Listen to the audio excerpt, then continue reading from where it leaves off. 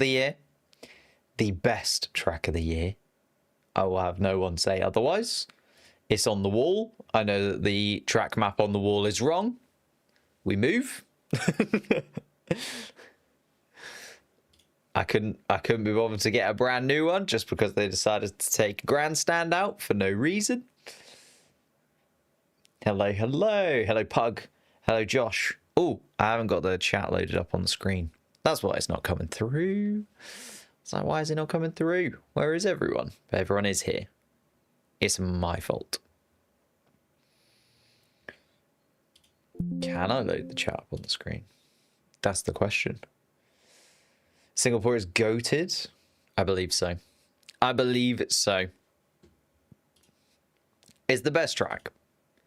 Okay, it's maybe not the best track in terms of everything going perfectly every single race. You know, it's not an absolute banger every single season, but it's pretty damn good. It's pretty damn good, is all I will say. There we go. There's Streambot. Now we can get the live chat going.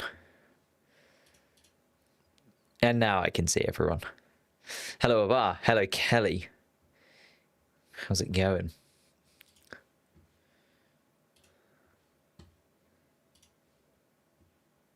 Why is this not clicking into gear for me? Connect. Please connect. Please connect. There we go. Now I can actually see everybody's chats. And more. How have we all been doing?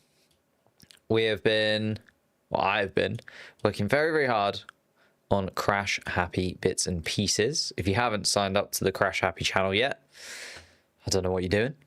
You need to get involved. Crash Happy's ready. It's underway. It's me, it's Dan No Skill. It's Mr. Pulse. It's Mr. V. It's Formula Duck. We're all in. I predict that this will be an exciting qualifying. It does feel like it's going to be competitive, doesn't it? It does feel like it's got everything set up. Oh, what is my hair doing today? Everything is kind of set up for it to be very, very qualifying. Very, very qualifying? Very, very close in terms of qualifying. And actually, I was sort of coming into this weekend and hoping it would just be a McLaren easy 1-2 in the bag, back of the net, done and dusted. It doesn't feel like it's going to be as easy, if I'm honest. Feels like it could maybe be a little bit trickier for the McLaren team, and Max Verstappen might be a bit more competitive than we were expecting. Is that a good thing? Probably yes if you're a Max fan, probably not if you're a McLaren fan. Or at least a fan of someone wanting the championship to, you know, be competitive. If you want to see a championship fight, we don't really want Max involved in it. Because I feel like he's just a little bit too far away from the rest of the pack to properly get involved. But also, he's competitive enough that he could cause a little bit of a problem for the other championship contenders. You know, Lando Norris is far enough behind at this point where we're like, we kind of need it to be a bit of a two-horse race. We need Lando to have a really, really good race and Piastri to have a pretty bad one at some point. Very, very qualifying. Very competitive qualifying is what I'll get my words out eventually. The rest of the races of the season will be like 2 a.m. Yeah, we're heading into that part of the year as well, to be fair. This is the last stream that's going to be at a reasonable time, at least for me. But everybody else around the world is probably looking forward to some Grand Prix in their time zones, to be fair. You know, Singapore, just because it's a night race, it still works out quite well in the UK, doesn't it? But everything else, where are we going next? Texas, Mexico, Brazil, Vegas, Abu Dhabi, Qatar. They are all going to be pretty tricky time zones for us to contend with, aren't they? Shall we have a little chat, though? Let's catch in. Let's go Papaya. Thank you, Antonio David, for becoming... I don't know why I said your full name. Becoming a member for 38 months. 38 months. Goodness me. We hit the 3-year boundary a couple of months ago. That doesn't feel 2 months ago that you were in the 3-year club. Goodness gracious me. There we go. I finally got the chat working. That's what I was also trying to do. Hello, Niels. Hello, Rishi. Do I think there will be a new pole winner? Alonso pole. Akash says just above. He was looking pretty good, wasn't he? He was looking pretty good in free practice. The Aston Martin should go well here as well, so certainly not, never say never to anything happening in Formula One, but are we going to see a Fernando Alonso pole? Maybe a 4th or 5th place, you know. And Aston Martin, we've seen Albon sneak up into 5th place a few times. Of course, last time out, we had Carlos Sainz on the podium. It's not impossible for one of those midfield cars to get in and amongst it, especially as the Mercedes cars do not look as competitive as we were maybe expecting them to. But is the Aston Martin going to be able to sneak up into a podium place or even, you know, win 33? Maybe, maybe not. I hope not, because I said to Dan No Skill it was never ever going to happen on the podcast a couple of weeks ago. And then if it happens almost instantly after I've said that, it's not a good look for me, is it? It's not a good look for me. 50 minutes from now, yeah, qualifying will start in, yeah, exactly 50 minutes from now. Getting a couple of bits sorted. Need to get the multi-viewer up as well.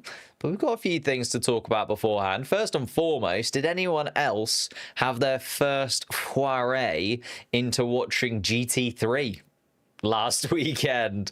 I thought about streaming it. I was like, do we stream this? We're a Formula One channel. Are we delving into GT3 now just because there's a little bit of a crossover? Decided against it. But I did watch it myself, and as I said, I've not watched many GT3 races in my time, if any, all the way through in the way that I watched last weekend. But I just was so intrigued. I was so intrigued by the fact that Max Verstappen was heading over there between Grand Prix as well. Like, ridiculous from Max Verstappen, really, that he's going to have done 6 weekends in a row after Singapore. You know, the Formula One drivers on the grid at the moment, they complain, oh, there's too many races, the calendar's too full, etc., etc. Max Verstappen just casually going in and doing other Formula races, or other motorsport races, I should say, just in between Formula One weekends. Chances of Crashgate 2.0. Lance Stroll sending himself into the wall. I've been watching IMSA for a few years now. There you go. Got me into watching Formula 1. So you came the other way around. Watched the GT3. But this type of GT3 was another taste. Very true. Very true. Hello, the Australian gamer. GK, hello. Glad we're early a little bit because I cannot get my words out today. But yeah, I had a little bit of a foray into watching Max Verstappen. And it got me thinking, I know the other drivers were kind of asked this on Thursday, like, should we see more Formula One drivers just actually getting involved in other motorsports? I know that a lot of the time it's down to their contracts. And Max Verstappen certainly is, well, once you win 4 world championships and you're the main man and the only man that is delivering for your team, you get benefits that maybe other Formula One drivers don't quite get. You know, Ollie Behrman is not in a position yet where he is established enough in Formula One that Haas are going to let him disappear for a weekend into a different type of motorsport, whilst they would be hoping he's recovering, preparing and getting ready for the Singapore Grand Prix. I think that's fair enough. They pay him a lot of money to be a Formula One driver. But Max Verstappen, you know, he's just got that ability and he's got the sense inside of that car. And they're like, well, he's a 4-time world champion. He knows what he's doing. He can do it. And I think we should see more Formula One drivers, especially in the winter break, maybe getting involved in some different motorsports and some different challenges for them, because it was actually really nice to see and a bit refreshing to see Max Verstappen go into something a bit different and have that sort of, oh, will he be able to adapt? Will he be able to actually achieve what we're expecting from him this weekend? But he was very, very good, was Max Verstappen, and obviously got another win under his belts. It was a ridiculous September for Max Verstappen, wasn't it? Monza victory, fastest Formula One lap of all time, fastest Formula One race of all time, Grand Slam as well in Azerbaijan, pole position, wins comfortably, by far and away the best driver that weekend, gets his license for GT3, wins his first GT3 race. He's pretty unstoppable at the moment, is Max Verstappen. Like, he is absolutely on it. It's just Singapore now is sort of his kryptonite, isn't it? It's the only Grand Prix circuit on the calendar so far that Max Verstappen has not won at before. And I know he won at basically every single race in 2023, Singapore being the only one he didn't win in 2023. But at the same time, that is a ridiculous stat, isn't it? The fact that he has won at every single other circuit during his 67 Grand Prix victories, that he has not managed to win in Singapore. Can he do it this year? Can he put himself back in the championship fight by winning in Singapore? We'll have to wait and see. I mean, Oscar Piastri didn't seem too upset with how Azerbaijan went overall. If you sort of looked at any of the interviews with Oscar Piastri, I mean, he is just very cool, calm and collected anyway, isn't he? But he did sort of say, well, I'm still leading the championships, you know. We're at race 18 out of 24. There's still a few races to go. It was one weekend, bit of a blip. He sort of said he got all of his mistakes hopefully out in all of one weekend, like bad qualifying, bad start to the race, bad crash into the barriers. Let's just get all of those things ticked off. They're going to happen at some point during the season. Let's get all of them ticked off in one weekend. Throw that one absolutely into the bin. And Piastri back at it here in Singapore and hoping for a much, much better weekend as he is still leading the championship. But you've got to throw that question in, haven't you? 69 points, the gap between Verstappen and Piastri. Verstappen back-to-back wins so far since we've come back from the summer break. Just feels like it's kind of destined to be in the mix, doesn't he, Max Verstappen? Not necessarily winning the championship. I think that's a little bit too far, but it's how long can he stay in contention for? Because it's only the top 5 drivers that can mathematically still win the podium, still win the championship, right? So Charles Leclerc is just about inside of touching distance of being able to win the championship if Piastri, Norris, Verstappen just decide to crash into each other literally every single Grand Prix and Charles Leclerc runs away winning every single Grand Prix from now on. It's basically the way that it needs to happen. But Max Verstappen is still within reasonable distance. He only needs like one DNF for Piastri and Norris. I know that we've just had one DNF for Piastri, and you know, you don't often get that many throughout a season, especially if you're one of the top teams. So I'm not expecting Piastri to have another one of those, but maybe, you know, Lando and Oscar just crash into one another, do Max Verstappen a massive favour, jumps up another 25 points, and all of a sudden, it's, you know, Oscar Piastri only needs to come third and second in the last few races, and Max Verstappen just has to keep winning, which we know he can do 10 in a row.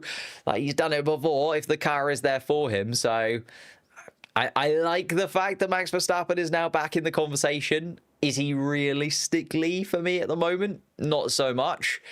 But couple of races, one DNF for Piastri, one DNF for Lando Norris. Come back to me when we're at round sort of 20 and see if Max Verstappen is still within touching distance, within mathematical capability, within a reasonable doubt. You know, we don't want to have to see, like, okay, he can still win it, but Piastri has to crash out in 4 of the last 5 races. It's not realistically within contention, is it? But, you know, Max Verstappen has to win, and Lando Norris and Oscar Piastri have to come 3rd or 4th in a few races. Suddenly it's like, oh, okay, maybe, just maybe, this could actually be a probability of it happening. Mathematical thing happens. The odds of Latifi being the GOAT is 100% from 100%. I mean, that is how percentages work, to be fair. I think Max will cause headaches, but not compete. Yeah, I think so as too, Josh. I think especially for Lando, this is like the worst thing that could have happened, to be honest. Like, for Lando Norris, realistically, I know it could play in his favor in the fact that Max could take points away from Piastri, And that could play into Lando Norris's favour. But I think realistically, Lando Norris would have much preferred it to be just a straight fight between the two, just between him and Piastri for the rest of the season. Now you've got Max in there. It's just something else for them to worry about, isn't it? And it's something else for Lando to have to deal with. And it's another hurdle to jump where Piastri already has that lead and can kind of lean on that a little bit. We saw last season when Lando was trying to hunt down Verstappen at this point in the year, having the lead is really in your favor. Like, I know it sounds super obvious, but being top of the championship has a benefit to the final few races of the season because you can start to sort of play the numbers a little bit. And we saw Verstappen doing that, you know. We saw Verstappen running Lando Norris wide in Texas and in Mexico, and we knew that that was Max Verstappen playing the game a little bit. He wasn't going to do that to George Russell or Carlos Sainz in a Ferrari. You know, he was leaning into Lando Norris quite a lot and battling Lando Norris quite a lot last year was Max. And Piastri, although Piastri I don't think has that like real venom about him that Max Verstappen does have sometimes, he can still do that, right? He can still run Lando Norris wide a little bit, maybe cost him a couple of positions. And we know that it's really hard to overtake in these cars this year. And we know that, you know, if Oscar can push Lando Norris wide and cost Lando Norris maybe 2 or 3 places, he drops behind a Russell, a Leclerc, a Kimi Antonelli, and then it costs him a few laps to make up those positions again and get past those drivers once more. Suddenly you're like, oh, okay, yeah, that's played into his favor quite a bit. Yeah, exactly. Max also can start to be not unusually aggressive, I wouldn't say, but certainly more aggressive. I think he knows it's not super realistic. He still needs a lot of things to go into his favor. Like Max Verstappen, he needs the 2 McLarens to basically hit into each other. Like the 2 McLarens hit into each other. Max Verstappen gets another win. Say it happens this weekend and Max Verstappen jumps up to 280 points, so he's 19 behind Lando Norris. Then I think it's realistic. But as I say, he needs both of those drivers to have another horror weekend. And they just had one in Azerbaijan. You know, when's the last time McLaren had back-to-back absolutely horrendous weekends? Probably towards the beginning of 2023, maybe even 2022. Apart from that, they've been very, very consistent and been able to deal with the problems that have been in front of them fairly well. Max is usually aggressive, like other champions. Very true. Very true. Moving down the list a little bit, though. George Russell, 212 points right there. Is he, you know, in contention for 3rd place? Can we see him jumping Max Verstappen? Probably not anymore. A little bit of a no man's land, possibly, for George Russell at this point. And therefore, I think he'll want to win, though. I know he's got a win in Canada. Another win for Mercedes this season would sort of be the goal, I think, for George Russell. There's not too much else that he's battling for at this point. Charles Leclerc, similarly. I think Charles Leclerc's in a bit of a no man's land now in terms of the championship. And again, is probably just aiming for that one win for Ferrari this year. It'd be weird to have a year without Ferrari getting any kind of victory. I know you've got Lewis Hamilton's win in the sprint in China. How much do you really give that? Lewis Hamilton probably really likes that, considering he's also sort of 44 points off of his teammate Charles Leclerc. Kimi Antonelli, I think, needs to keep Alex Albon at bay. There's an 8-point gap between them now. I think that 8-point gap needs to grow before the end of the season, to be honest, because I can see Alex Albon certainly getting another 8 points on the board. Not saying that Kimi Antonelli will get none, but it's not a huge swing, and we have seen Alex Albon just ahead of Kimi Antonelli in the championship order just a couple of weeks ago. So needs to continue. Kimi Antonelli needs to do a little bit better inside of that Mercedes car. Coming up some really tough weekends, though, for the rookies.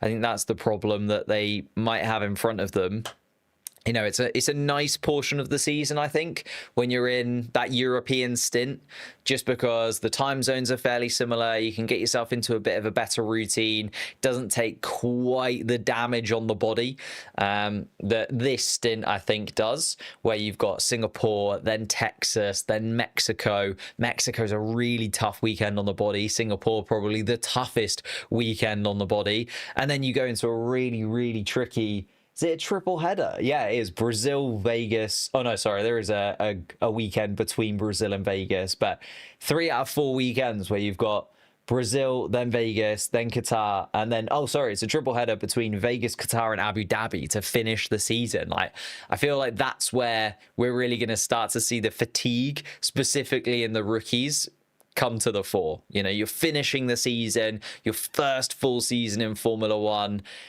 You've just had really tricky time zones where you're swapping from Mexico and Vegas and Texas, and like you're trying to go back and forth between all of those places.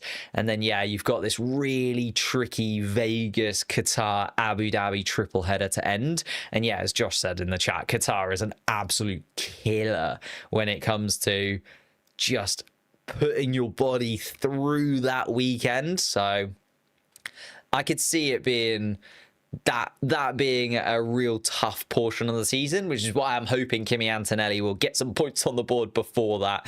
Hopefully, well, actually, Mercedes not looking good this weekend, but Texas, I would hope Mercedes are there. Vegas is one of those ones I think they will be competitive, but as I say, then that's in that awkward kind of portion of the season, so it might be a little bit too late for him. I don't know. We'll wait and see with Kimi Antonelli. I feel like we're too harsh on him considering how young he actually is. I did the maths on it the other day, and it's like, if he wins the championship in his 5th season, he'll still be the youngest Formula One champion there ever was.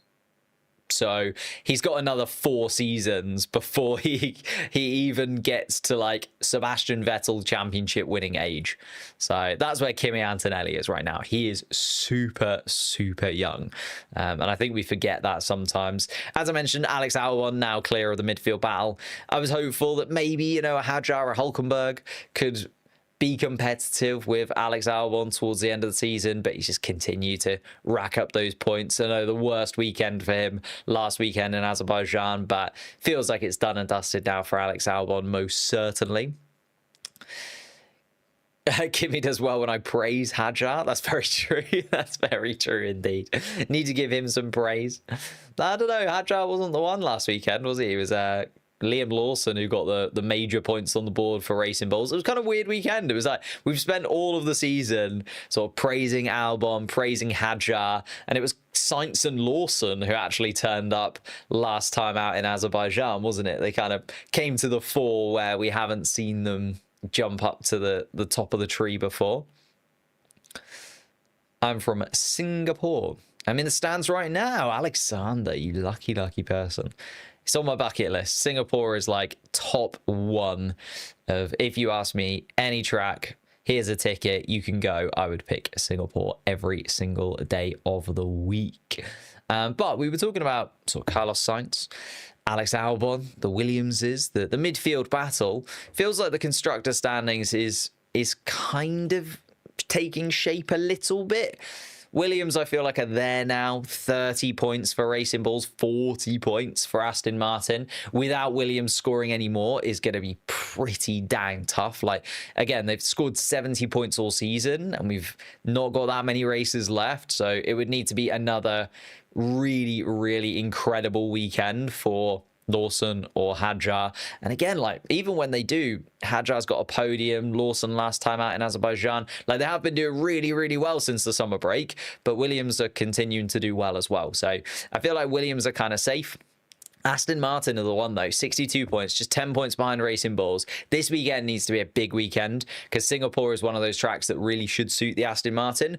But then we're going to places like Mexico that always suit the RB cars and the Honda-powered cars. So it needs to happen now for Aston Martin. They need to get those points back on the board. Sauber have kind of hit a little bit of a lull. I think, again, coming towards the end of the season for them, they know that they're becoming Audi next year. They had a big bump when it came to Spain. They had a lovely period just before the summer break where they were really picking up some points. And don't get me wrong, Bortoletto's still been pretty good, but Hulkenberg in qualifying has had some ups and downs and has not been very good in the last, 7 races now, I think, where Bortoletto has out-qualified his teammate. So I'm not expecting too much more from the Stake Sauber guys. Similarly from Haas, I think it's just kind of hit a little bit of a lull.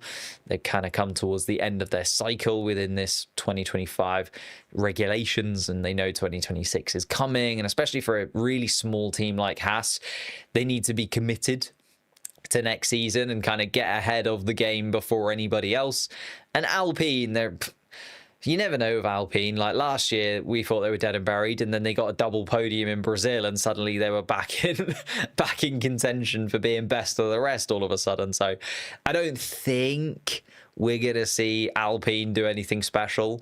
I just don't think we're gonna see Colapinto get any points. Like, I know Colapinto has certainly not been horrendous. I don't think he's been as bad as people like sometimes making out, but I do think he's not good enough, and therefore, or at least not good enough in that Alpine compared to Pierre Gasly, and therefore I just can't see much happening inside of that Alpine team. Maybe again a Gasly getting 5-10 points maximum before the end of the season, but apart from that, unless they have a ridiculous weekend like they did in Brazil last year and it just all comes together for them and the stars align for the French team. Hello, when is it starting? We're about, half an hour away, possibly? Just having a little chat. Thoughts on Lando's comments about Max? Yeah, that was an interesting one, wasn't it? I think he has a point to an extent. Like, I can see where he's coming from in one sense of the word, but so for anybody who missed it, Lando Norris was talking about Max Verstappen. He was asked a little bit about Max Verstappen winning the last couple of races and also going into GT3, and kind of saying that, Max is doing incredibly well in all of these different categories of motorsport, 4-time world champion.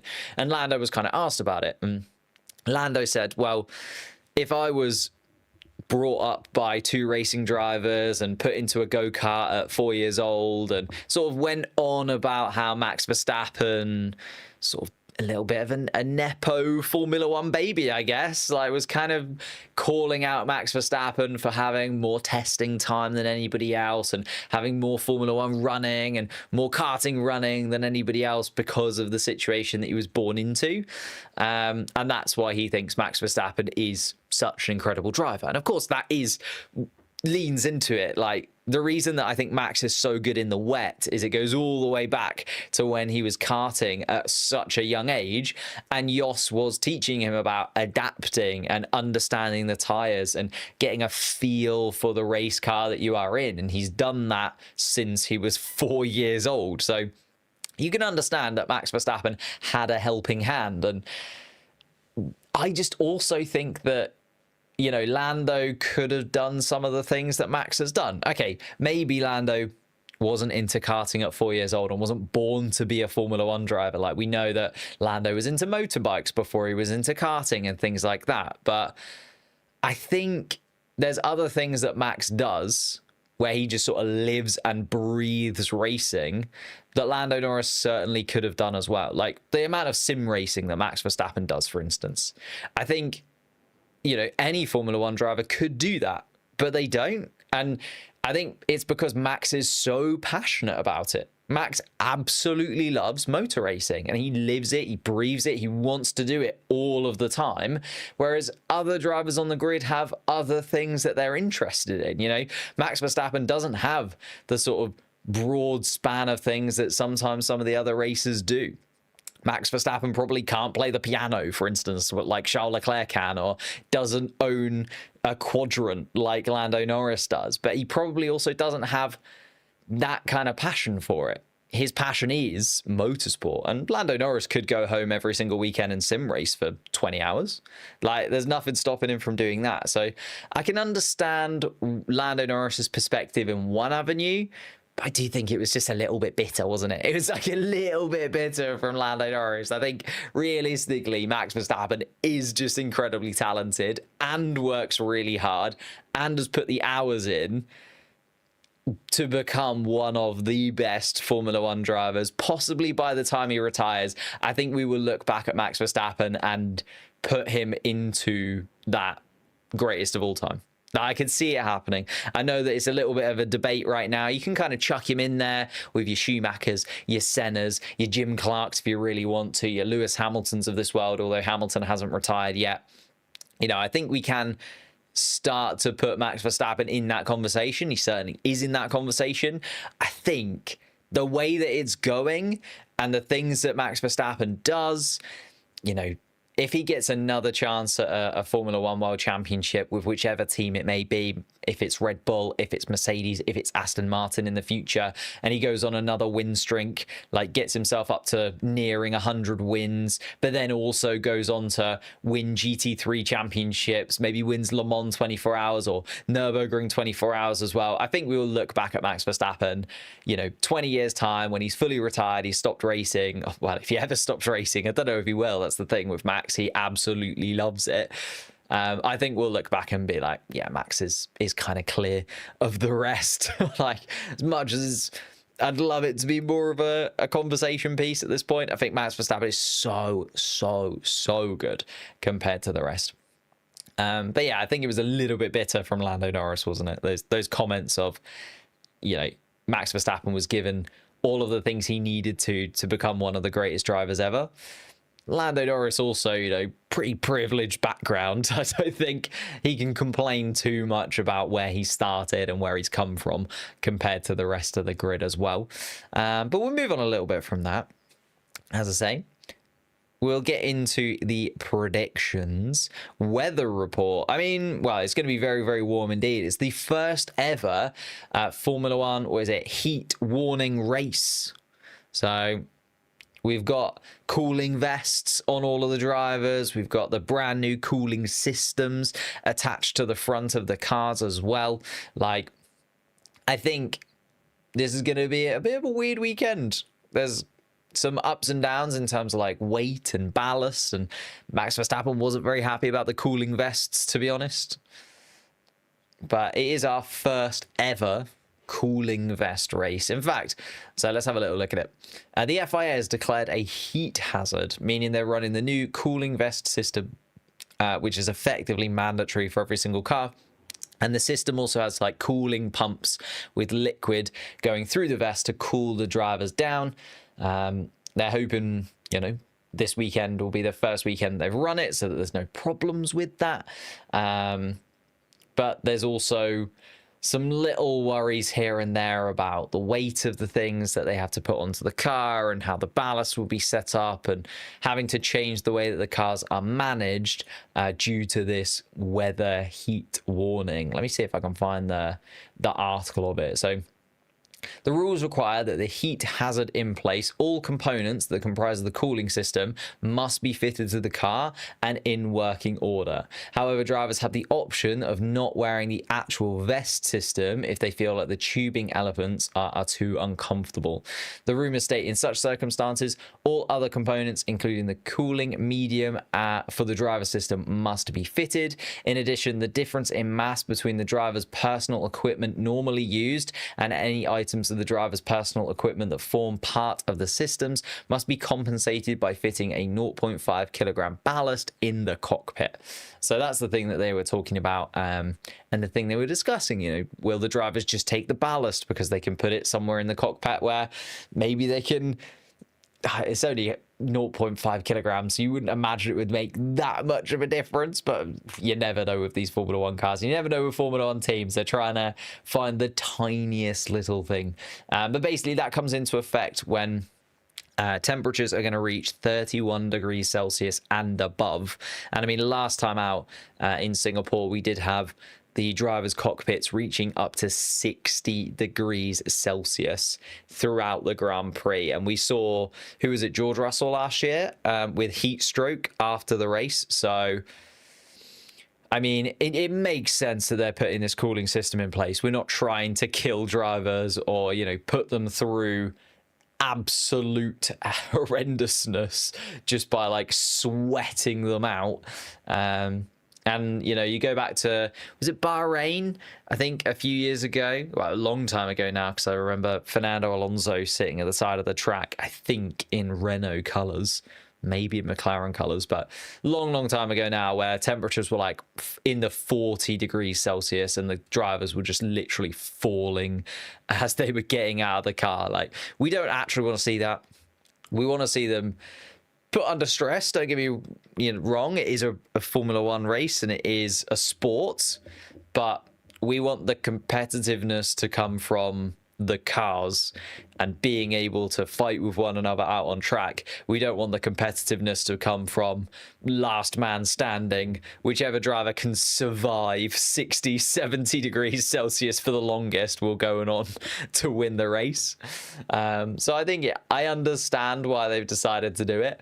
But it'd be interesting to see what the drivers think. As I say, Max Verstappen's already not a fan, but it'd be interesting to see what everybody else kind of says after the fact. I think after the race is when it comes into play, really, because, you know, they've been in the cars for free practice sessions and things like that, but until you're in the car for an hour and a half to 2 hours, like, come back to me then and tell me if it was worthwhile, because I think that's when it kind of takes the cake. Ooh, talking about Christian Horner. Yeah, Christian Horner, could he come back with a 12th team? I don't know. Christian Horner just feels like he's in a bit of a weird place, obviously. Now cut ties with Red Bull, got that £52 million paycheck. Don't mind if I do. Maybe you could send me just a little sliver of that, Christian, in the post. That'd be brilliant. But yeah, Christian Horner leaving Red Bull, the severance package is paid, now looking to return to the F1 paddock for 2026. There's been a lot of rumours, isn't there, of him being sort of flirting with various different outfits. There's potential avenues. I think it was Aston Martin. Oh, I can't remember his name, though. Somebody from Aston Martin came out and said that they'd kind of had a little chat with Christian Horner. Ayuka Matsu came out and said that Haas had a little chat with Christian Horner, and that Christian Horner was kind of trying to get himself a situation somewhere, but nothing's really come to fruition, which I think is why we've then seen the next step of this rumor mill that has come around, and we're now seeing Christian Horner. Will he start his own team? Will he be the main man for the 12th team in Formula One in some kind of way? And I could understand it. You know, he didn't start Red Bull, but he basically started Red Bull. Like, I know that they bought Jaguar, and the Jaguar Formula One team was already running for a little while, and they bought it from Jackie Stewart. So, like, it goes back a few years before Red Bull started. But he did come in right at the ground level with Red Bull. You know, he was their team principal from their first year in Formula One, that year that they bought in to Jaguar and became a full-time Formula One team. He was there from then all the way through until, a couple of months ago. So you can understand why him going on to creating his own Formula One team isn't as huge of a jump as maybe people are saying. There's also been rumors about him possibly going in and doing something with Alpine, because Alpine are kind of looking like maybe they might end up selling. You know, they're going from Renault engines to just Mercedes engines. They're selling off various little pieces of the company. Flavio Briatore is getting rid of everyone he possibly can to save as much money as possible. So I feel like there's a move where maybe it's not a 12 Formula One team, it's the Alpine Formula One team. But a 12 Formula One team would be very, very interesting. Would it be in a similar vein to the way Gunther Steiner kind of put together Haas in 2016? Quite possibly. You know, there's been rumors of a 12 Formula One team sort of joining in 2028. We know we've got Cadillac joining next year to become the 11th Formula One team for 2026. So 2028 to sort of 2030, I feel like would be the next possible opportunity for somebody to join the grid in that fashion.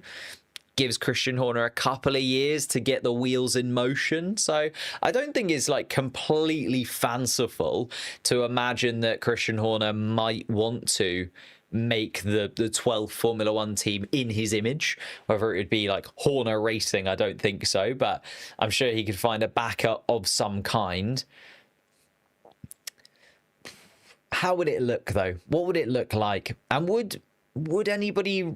I suppose people would want to go over there just because it's an opportunity to work in Formula One. But we saw a lot of the big names at Red Bull moving away from Red Bull before Christian Horner was sacked. Right? You know, there's a lot of big movers and shakers that were done with the Christian Horner regime. So he would really need to put some work into it.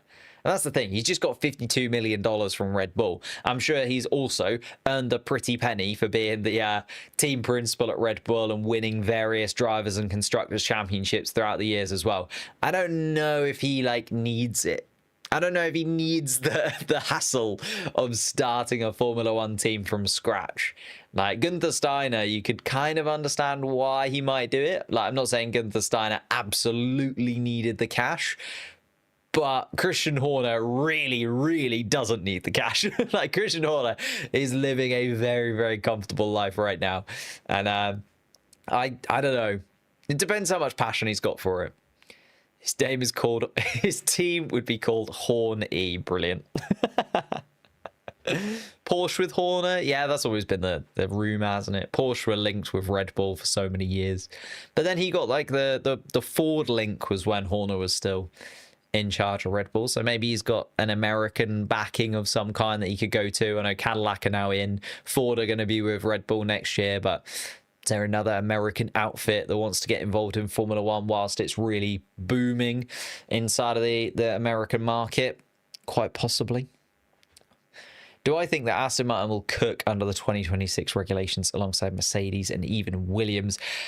I think 2026 is still way too early to start doing proper predictions. Would I like to see it? Most certainly. I'd love to see Fernando Alonso.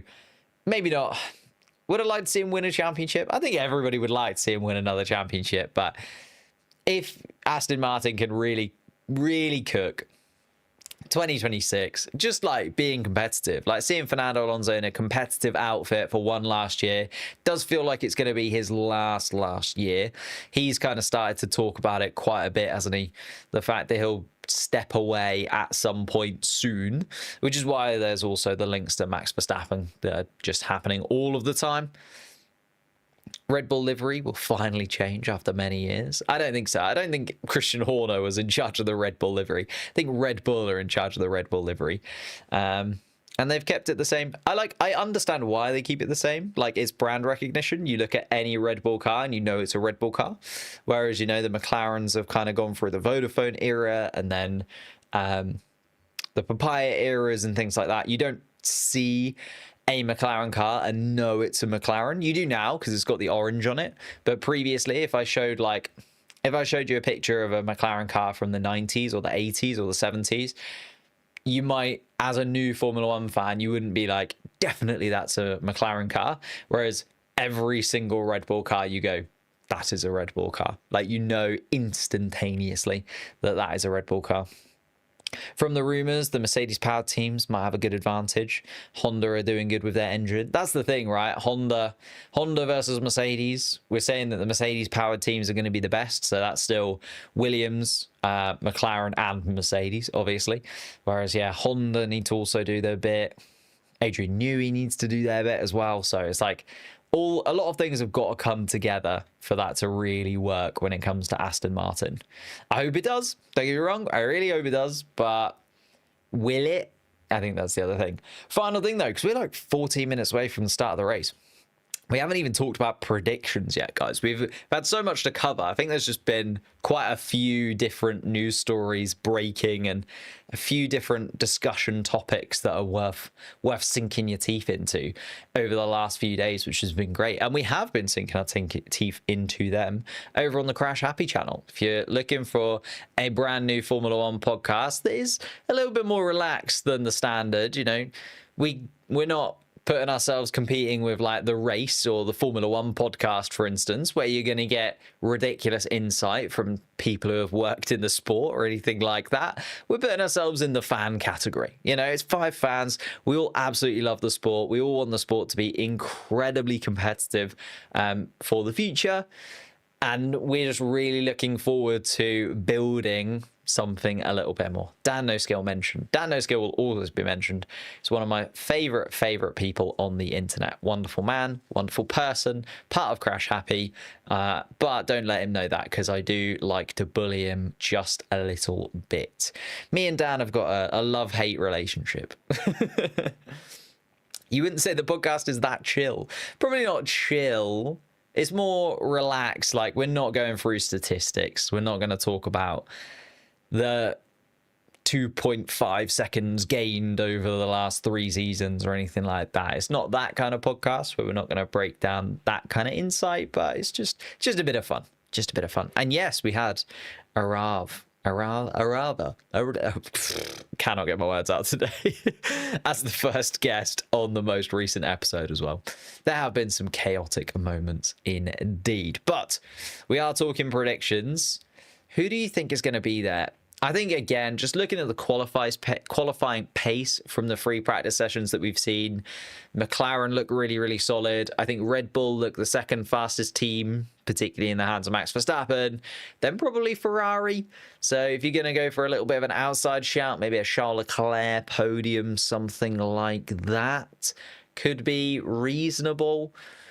Then outside of that, I think in terms of qualifying today, Racing Bulls look pretty good. Mercedes look pretty good. Aston Martin look pretty good.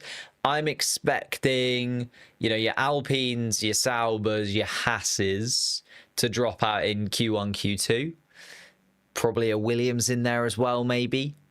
I'm not reinventing the wheel here, but I'm just sort of thinking out loud. I think those 3, the Williams is a bit. And then maybe one of the Aston Martins, both of the Racing Bulls through, and one of the big boys, maybe a Tsunoda or an Antonelli dropping out in Q2 as well, just opening that door a little bit for somebody else. Although it's been Lewis Hamilton as well, has not been incredible in qualifying this year, so maybe he drops out in a Q2 and again just sort of opens that door for an Aston Martin or a Racing Bulls to be up in that top 10.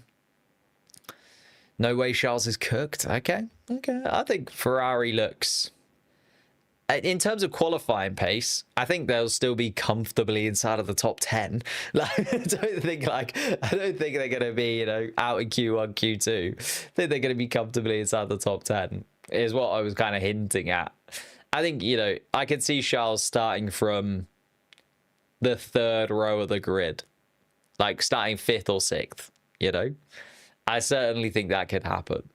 I don't think they're that cooked. I think the Ferraris will be quicker than the Mercedes cars.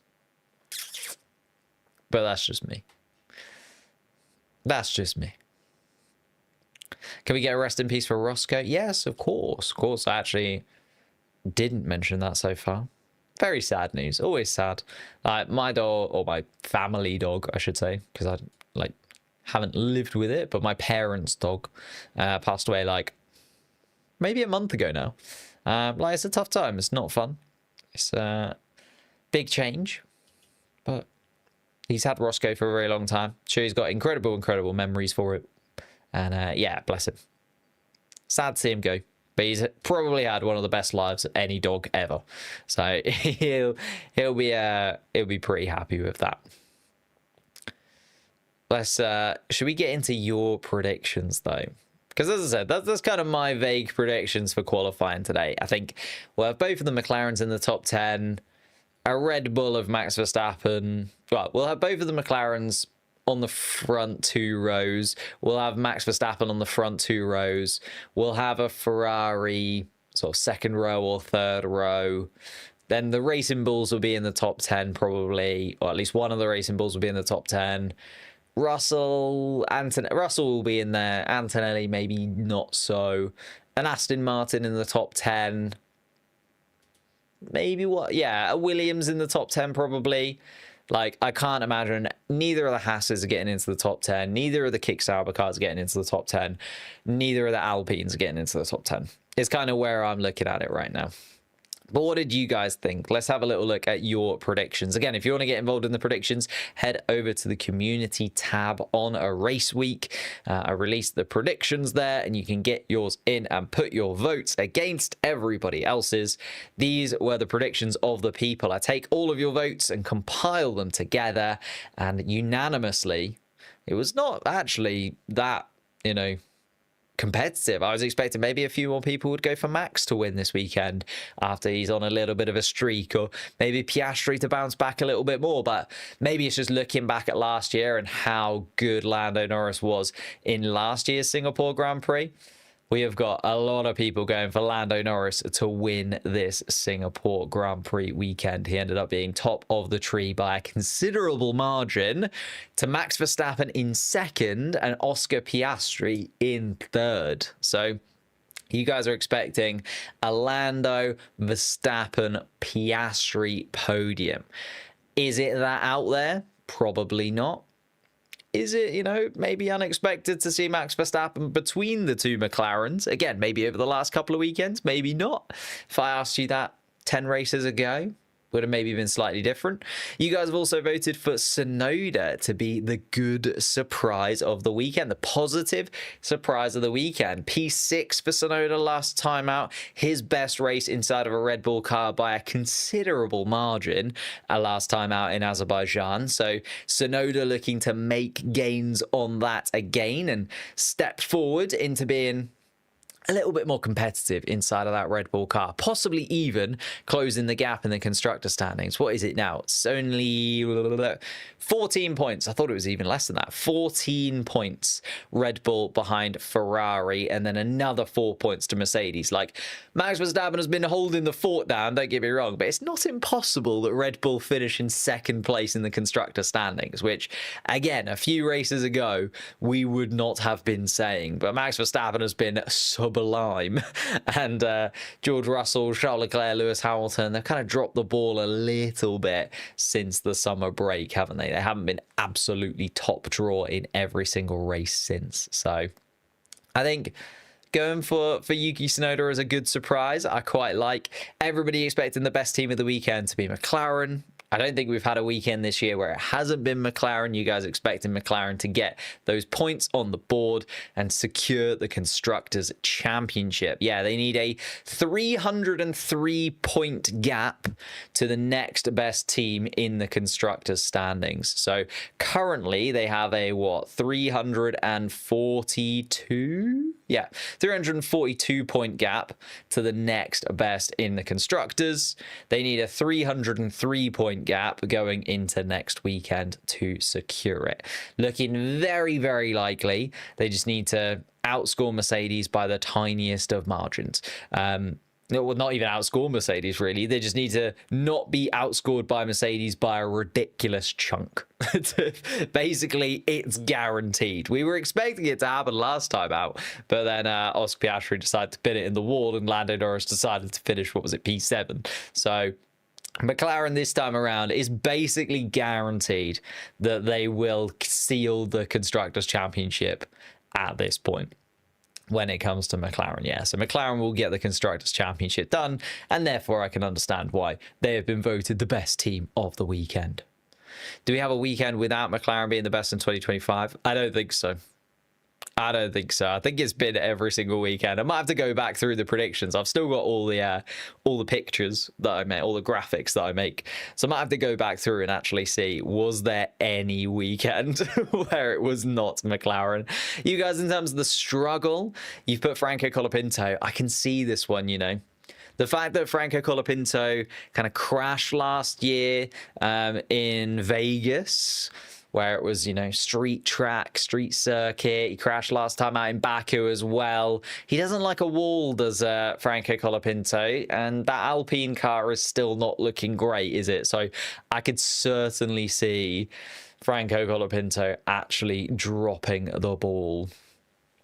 Oh, are you guys thinking, I thought the question was where you hadn't predicted McLaren to be the best. Yeah, McLaren have been outscored a good few weekends. Like, they only scored 4 points in Baku. They were certainly outscored by a lot of teams last time out, and they were outscored in Canada as well. Yeah, because Lando Norris had the DNF, and Piastri only finished 4th. So like they were outscored by Mercedes, and who finished 2nd in that race? Was it Verstappen again? Probably Red Bull. Like they've been outdone quite a few times, but I think every single predictions round they have been the predicted best team of the weekend. And then you guys have got flop team Ferrari. Just not sure, you know. I think the expectations for Ferrari have to have dropped now. Like, I know that we came into this season expecting Ferrari to be championship contenders. I think we've understood now that that is no longer their assignment. They are no longer looking like they are absolutely going to get the championships over the line. Like, it's been a long time since we've held them to that standard. Whereas I think some people, when they do this, they're like, well, Lewis Hamilton didn't win, so that's a bad weekend for him. It's like, no. I think he's done a very good job considering the car sometimes, especially Charles Leclerc has done a pretty decent job considering the car sometimes. And therefore, I'm like, I don't know if Ferrari are going to have that bad of a weekend where we can call them the absolute flop team of the grid.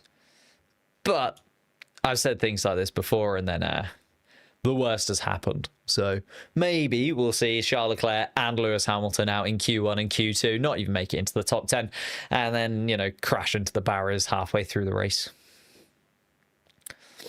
Quali starts in 2 minutes. It does indeed. We are just getting a couple of things set up in the background.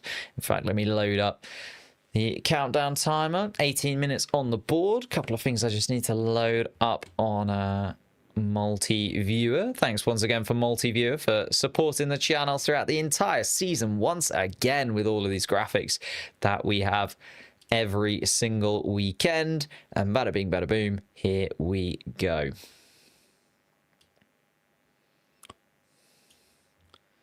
So shuffle that there. Bing bing. Turn up the volume so I can hear the actual qualifying session, and we'll get underway. The papaya fairness rules dictate that if Max gains 25 and Russell gains 18 points on both drivers. Let's go indeed. The best qualifying session of the year, in my opinion. Am I biased because I just love Singapore? Yes. But I do think we will see an incredible qualifying session here, and then a decent race as well. Change the stadium part. Yeah, you can kind of say, well, you can compare the track map down there to the track map up here. Or they removed these 4 corners, so you can see that this bump does not exist. There's still this couple of corners, but these 4 corners don't exist. It's because it used to go under a grandstand, and they're doing work on that grandstand right now. So it used to go under and then in front of a grandstand. That grandstand is used for the fireworks for New Year or something. Somebody from Singapore, correct me. But they are doing some work on that grandstand, and therefore decided to get rid of those corners whilst they were working on the grandstand. And they were supposed to come back, but it's been a few years and I haven't checked in on whether that grandstand has been built yet. So I don't know if we're going to see that grandstand and that part of the track ever really come back, if I'm honest. But we'll wait and see. We'll wait and see. New subs, thank you. Thank you, Sally, for being in charge of the new subs. Appreciate it if everybody could hit the like button as well. Really helps out the channel and helps this stream to reach more people. We're always trying to grow over on this channel. And also, I know I've mentioned it before, but I'll mention it one more time. If you haven't headed over to the Crash Happy podcast and subscribed, me, Dan No Skill, Mr. V, Mr. Pulse, Formula Duck, all of our Formula 1 opinions, and just like some extra content as well. We played Gartic Phone. It got interesting. I'll leave it at that. Like, you should just go over there and watch it. Subbed, mate. Love from Derby. Ooh. I've been through Derby, never been to Derby. Maybe I'll check it out at some point. Oh yeah, it makes the racing so much better, Josh. Like it should be like this. Like the track is way better like this. But it also makes my sign wrong. So it's got its ups and downs.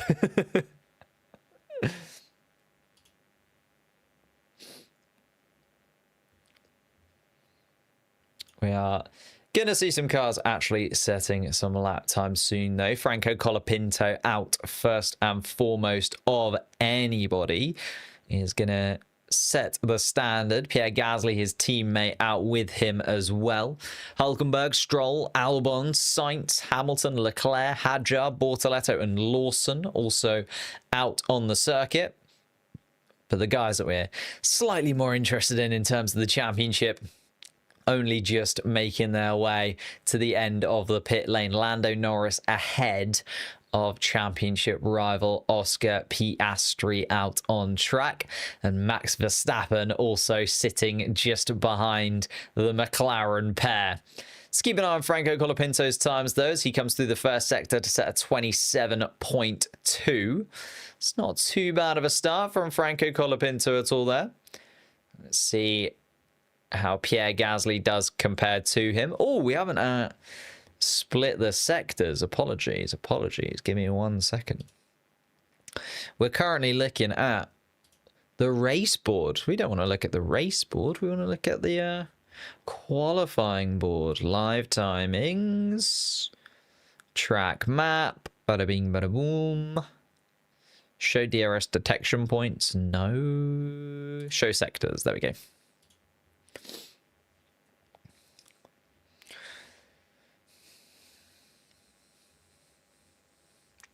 Thank you, Torka. Yeah, sector colors indeed.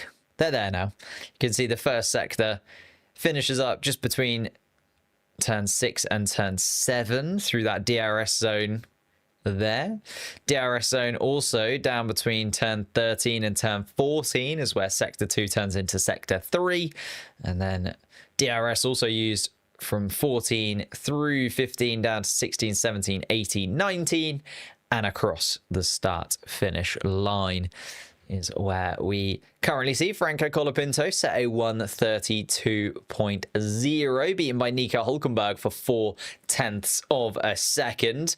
Hulkenberg now the fastest driver out there. Lance Stroll comes across the line though to set a 1:31.5. The lap times are starting to tumble, and Lando Norris has just started his flying lap. Carlos Sainz has gone quickest of anybody through the middle sector in his Williams car.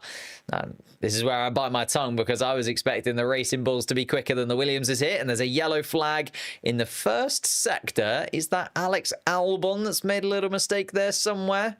It's certainly ruined Oscar Piastri's lap, as Piastri has had to slow down through turn 2 and turn 3, so Piastri is going to have to go again. It's not a fun sight for the championship leader. I think Alex Albon must have made a mistake in front of him. Lando Norris has gone quickest of anybody through the first sector, as we would have expected inside of that McLaren car. Charles Leclerc, though, goes top of the standings right now with a 1:30.9. Alex Albon comes across the line, goes 4th fastest. Here comes Isaac Hadjar to go even quicker than Charles Leclerc, just by 1/10 of a second. A 1:30.8 for the Racing Bulls car. And I think Racing Bulls are going to be very, very competitive here this weekend. We saw Lawson actually go very well here last year. Was it last year? The year before, when he took over from Daniel Ricciardo? It was the year before, wasn't it? Daniel Ricciardo raced in Singapore last year. So a year before that, we saw Liam Lawson do a very, very solid job here in Singapore.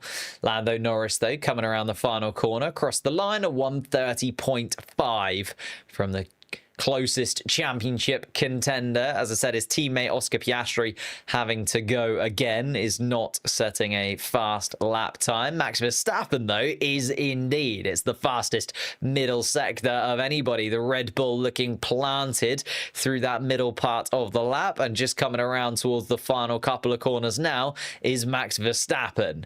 Of course, we saw a big shunt from Lance Stroll through turn 19 as well last year.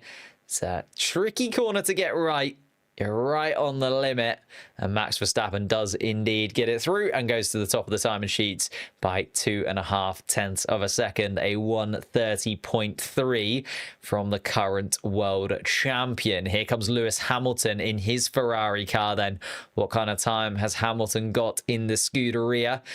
Makes that right left through 16 and 17. Very tidy indeed by Lewis Hamilton. Was getting a little bit sideways through some of the free practice sessions, but comes across the line to be the fastest man in the final sector and also the second fastest car out on track. A 1:30.5 from Lewis Hamilton.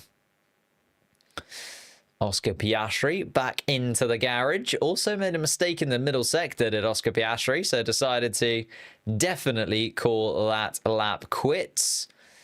Would have had yellow flags in the first sector anyway, so I don't think would have been able to set the fastest of flying laps as it was. And yeah, there you go. There is Oscar Piastri getting annoyed at the yellow flags. He just thought Alex Albon was getting out of the way. The yellow flags were thrown. It's an interesting one, actually, because, yeah, you could argue that Alex Albon...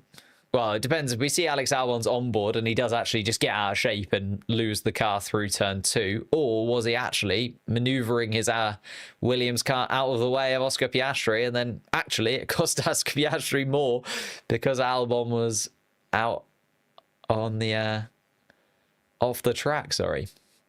Here comes George Russell. So we haven't seen laps yet from either of the two Mercedes cars, Ocon or Alonso, as Ollie Behrman just slots himself into the second fastest lap time of anybody so far. Just a tenth of a second off Max Verstappen. And Esteban Ocon also goes to 9th fastest overall. Maybe I was underestimating the Haas cars. I said we were definitely not going to see a Haas, an Alpine, or a Stake Sauber car into Q3. Ollie Behrman, though, has put himself between a Red Bull and a Ferrari. He'll be eyeing up that Lewis Hamilton seat in the future. And George Russell, Lewis Hamilton's ex-teammate, also displaces Lewis Hamilton. He goes 3rd fastest to push Lewis Hamilton down to 4th. Again, there are a couple attempts off Max Verstappen's time so far. We're waiting for Piastri, Antonelli, and Alonso to set flying lap times. Alonso and Piastri are just actually entering the middle sector, coming towards turn 9, Fernando Alonso, and turn 8, Oscar Piastri. And can I see where Kimi Antonelli is? Antonelli's just coming through turn 16 and 17 for you. So very soon we will have a full running order of the top 20. Still with 8.5 minutes to go, though, so more than enough time for everybody to improve, as Franco Colapinto does, to go 8th fastest overall. Kimi Antonelli has decided against it. Has come back into the pit, so Kimi Antonelli, possibly a mistake from the Italian, has not set a lap time yet and has ducked back into the pit lane. Yuki Tsunoda also all the way down in 16th place. We haven't mentioned the Japanese driver yet. A lot to do from his perspective. Max Verstappen, his teammate, currently the fastest man out on track.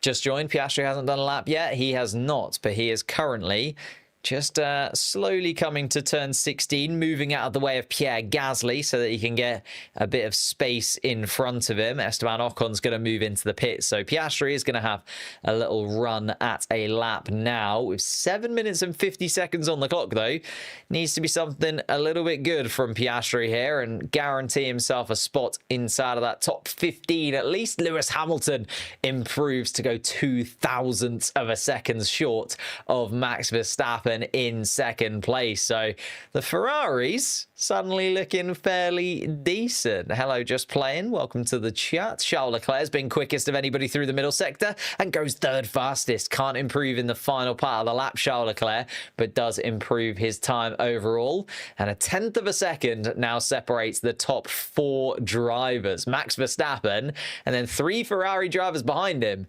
As I say that, Isaac Hadjar, the Red Bull, comes to slot into top spot. The Racing Bull, I should say. Red Bull powered.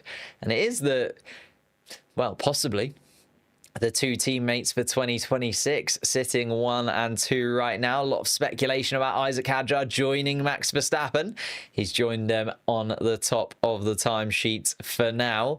And then it is those 3 Ferrari drivers behind: Hamilton, Leclerc and Ollie Behrman driving for Haas, of course, but still Ferrari Academy signed up. George Russell behind in 6th place. Lando Norris has dropped to 7th.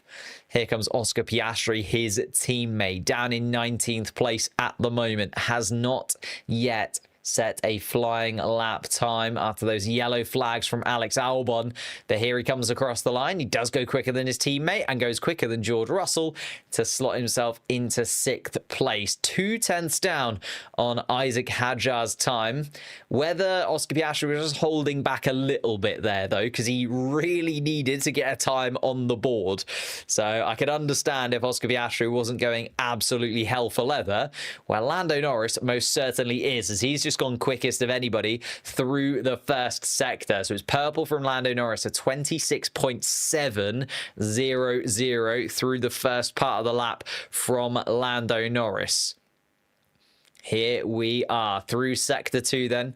Lando Norris is coming around turn 13 now. Opens the DRS up as he runs down towards turn 14 and that intersection where you get to see Piastri arriving into turn 8 and Lando Norris leaving turn 14. Side by side on the track there, the two McLaren cars. Through a wall though, of course. And then Lando Norris coming down to turn 16, 17. It was purple through the middle sector from Lando Norris once more.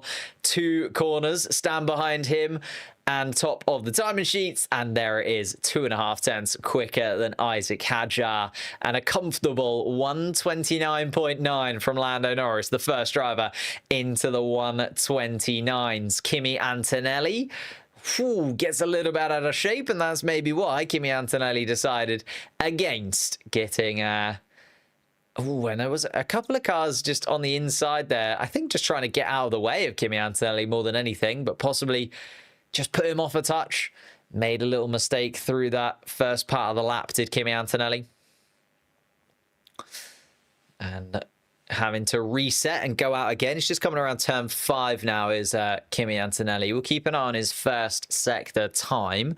I'm imagining he's going to be able to get himself out of the bottom 5 at this point, and he's just gone quickest of anybody through the first sector. So he's looking very tidy indeed, I would say, from Kimi Antonelli, a 26.6. So he's almost a 1/10 of a second up on Lando Norris's fastest first sector that we just saw from the Briton. The Italian, holding nothing back, needs a lap time on the board, does Kimi Antonelli. You'd think he'd maybe hold back a little bit in reserve just to get a time up onto the timing sheets. But maybe he wants that provisional pole position and for people to be screaming his name once again, because he's got a very, very solid middle sector in front of him as well. And it's the fastest middle sector of anybody. It was getting close, and it is the fastest middle sector of anybody. Kimi Antonelli suddenly flying.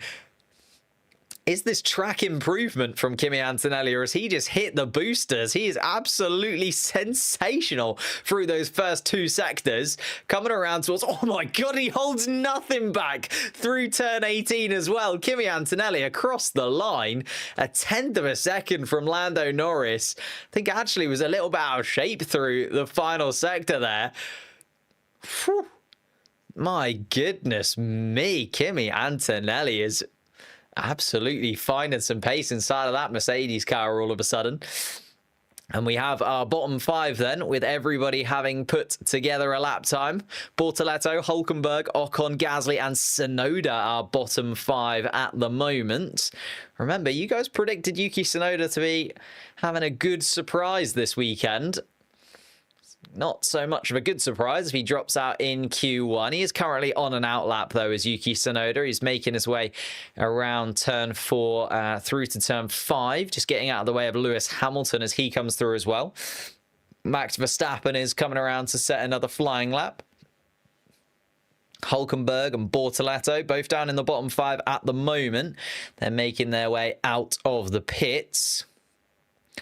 Leaving it a little bit late, though. 2 minutes on the board. It is about a 2-minute outlap here in Singapore. You can see flying laps in the 129s, 130s. So you're looking at sort of a 2-minute outlap. Anybody coming out of the pits right now is going to have to get a little bit of a move on. Albon, Sainz, Lawson, they're just coming towards the end of the pit lane. They're certainly going to have to go for it on this outlap. As Fernando Alonso makes his way past the pit exit on his flying lap. Here comes Lewis Hamilton through the middle sector. He's just a 100th of a second down on Lando Norris's current pole position time, and the track is certainly evolving then. We're seeing a lot of cars improving their times pretty considerably, and maybe also just finding a little bit of confidence inside of that car. Lewis Hamilton, a very quick final sector from Lewis Hamilton, and a 1:29.7 from him. It was looking like a good lap, and it certainly is. Lance Stroll only goes 14th fastest, and I don't know, I was expecting the Aston Martins to be kicking a little bit here. Lance Stroll is under pressure there. That is not a quick time at all, with Bortoleto, Hülkenberg, Ocon, Gasly and Tsunoda still to come. Yuki Tsunoda currently 20th, coming around turn 4 on your pictures right now. Down towards turn 5, gets that right-hander, just has to nail the apex inside of that Red Bull car. Oscar Piastri improves up into 6th place on the board. And Tsunoda is quicker than Colapinto through the first sector, but not by a ridiculous margin.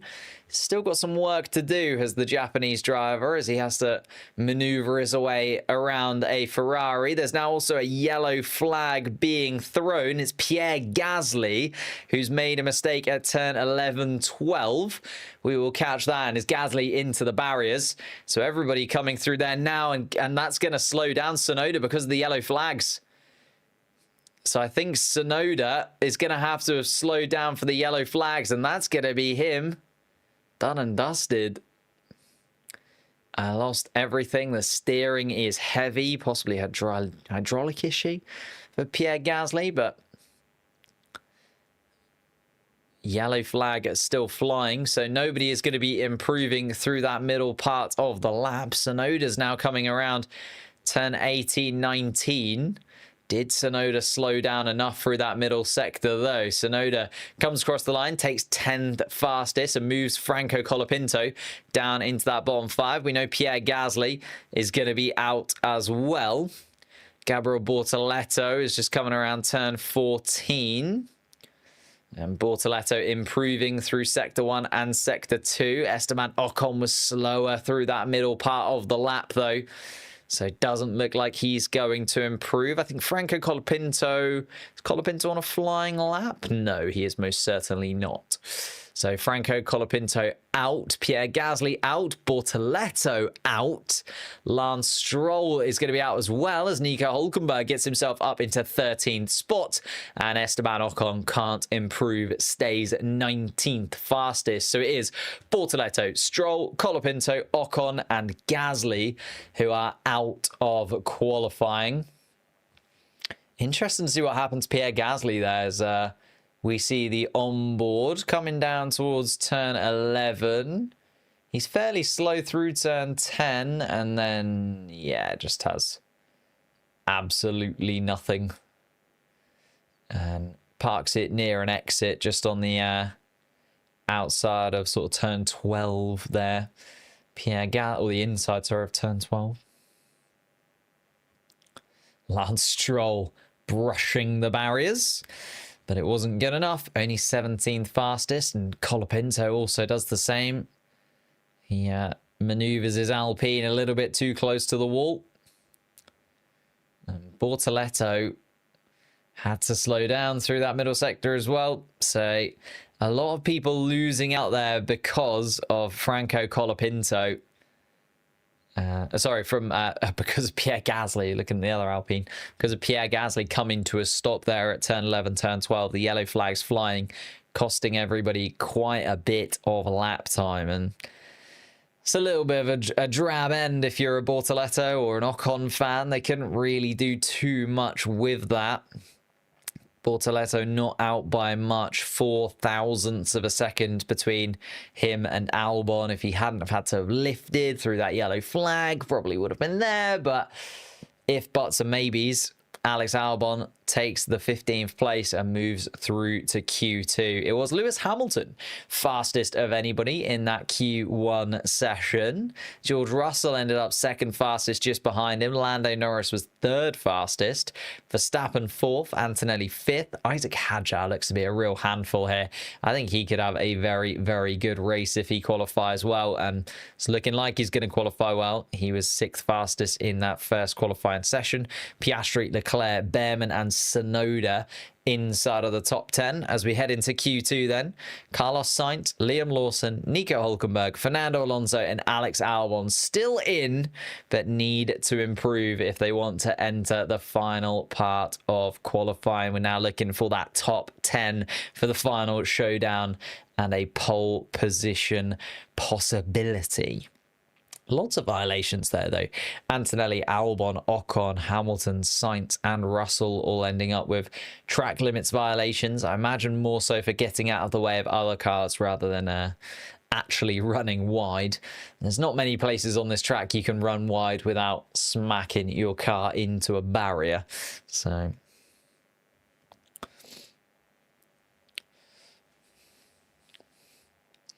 yeah, Yuki Tsunoda did well there, actually. Getting up into 10th place. High pressure scenario. Needed to deliver a lap time as 20th. And knew that all eyes were going to be on him, you know. We expect a Colapinto or a Bortoleto or sometimes a Stroll and an Ocon to kind of be down there in that bottom five. Should not be a Red Bull and Yuki Tsunoda, should it? How did Gasly crash? It wasn't really a crash from Gasly. Just a fault inside of the car. Just came around turn 10. Hit the accelerator, but nothing happened inside of the Alpine and just came to a stop. Didn't hit the barriers or anything. Literally just rolled the car to a stop on the turn 11, turn 12, near the outside of the track, near one of the runoff areas. And yeah, Lance Stroll not very happy at all. I think again that track evolution, you know, you set your standard out, you make sure that you have a lap in early, but actually everybody was improving a considerable amount as the track started to bed in more and more. The soft compound tires. Okay, he does lift.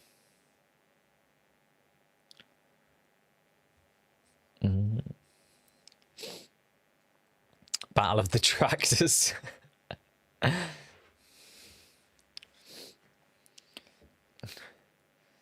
Goodness me. Just trying to see though.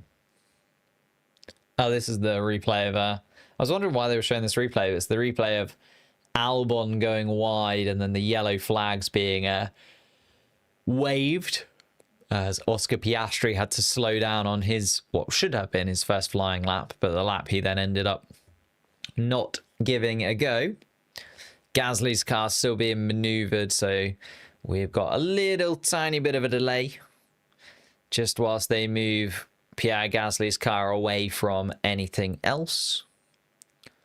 But as much as Gasly's kind of parked it near an exit, he hasn't really parked it in a nice way. The exit is perpendicular to where Gasly has parked his car, so they're having to roll Gasly's car kind of back onto the circuit and then swing it around to move it off of the track. So although I appreciate Gasly coming to a stop somewhere safe and not slowing the qualifying laps of everybody else too much, especially not sort of causing a red flag or anything, but hasn't done the marshals too much of a favour as Pierre Gasly. So a little bit of a delay to the start of Q2. What do we think then?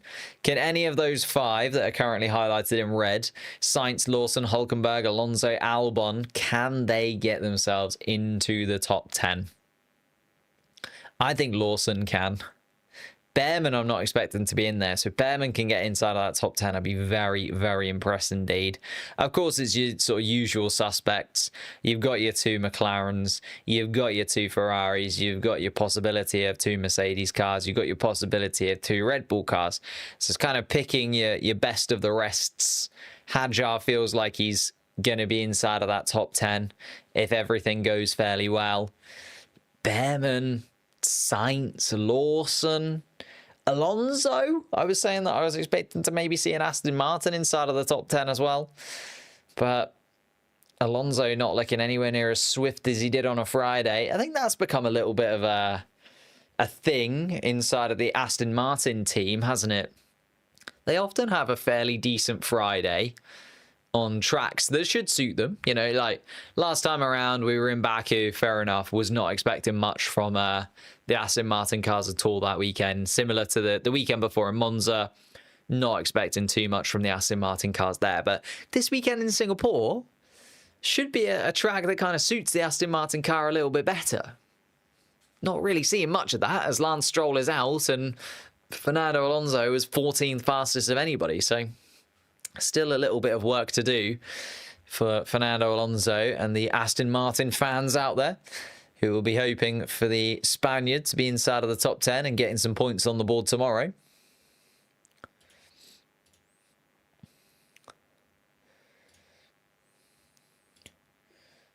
Dun, dun, dun, dun. Here we go.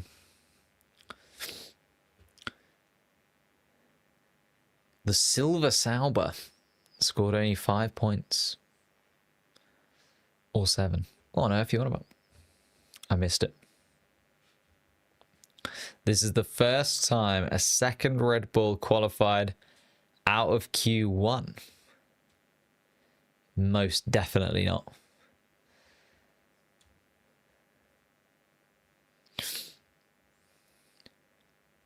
When the start of Q2, it will start at 9:31 local time. So 3 minutes time. We're just waiting for Pierre Gasly's car to be maneuvered away from the front of turn 11. Was where he came to a stop. Well, between turn 11 and turn 12. Daniel Ricciardo's lap time. I think it's Lando Norris still. Daniel Ricciardo got the fastest lap here, but the fastest lap during the race here, the fastest actual lap was Lando Norris, and that is the lap record as well. Because they've taken away that little section of track, obviously the lap is way quicker than it used to be anyway. So Lando Norris holds the lap record around here from last year's qualifying, where he was on pole position. Who do I think will get pole? Before the session, I said George Russell. I said Lando Norris. But now, Lewis Hamilton and George Russell are causing me a little bit of a headache. The Ferrari's looking quicker than I thought. The Mercedes is looking way quicker than I thought. I thought we were going to have Lando Norris, Oscar Piastri, probably front row lockout, maybe a Max Verstappen between the two of them in some capacity. Then I imagined it was going to be probably the two Ferraris just behind, then Russell, then like an Antonelli or a Hadjar or a Lawson, then maybe a Tsunoda. That was my predictions before the qualifying got underway. But as I said, Ferrari is surprising me. Mercedes are surprising me. I think we're going to have a real battle on our hands. If Hamilton and Russell can kind of keep up this pace, what are we going to have? Maybe a five-way battle for pole position, where we've got Norris, Verstappen, Piastri, maybe a Russell, maybe one of the Ferrari, maybe both of the Ferraris, maybe a six-way battle for pole position here, if it remains as it is right now. Important question, why is Red Bull blue? I mean, Red Bull's packaging is also blue. It's a Red Bull on the logo, but all of the cans and stuff are like blue and silver. So, yeah. Ask Red Bull. They've never actually had red as their color, have they? Because, like, even old school Red Bull cans, I think, are gold. Like, Red Bull has always never been red. Like, even the liquid itself isn't red. So why are they Red Bulls? Now you've got me questioning it. These are the difficult questions we answer between qualifying sessions. I've only got 13 seconds before Q2 gets underway. How am I supposed to answer that? It's a deep philosophical question. Why have the Red Bull team, and why has Red Bull in general never really had anything to do with red? It's interesting. But we are underway for Q2. I know the bulls are red, but nothing else is red. The can's not red. Their logo isn't. Oh no, their logo. Well, their logo's red and gold. The liquid is gold or yellow coloured. I don't know.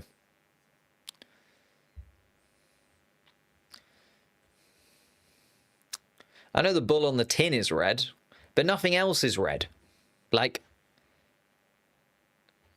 it doesn't link to anything else about the brand or anything else about anything else.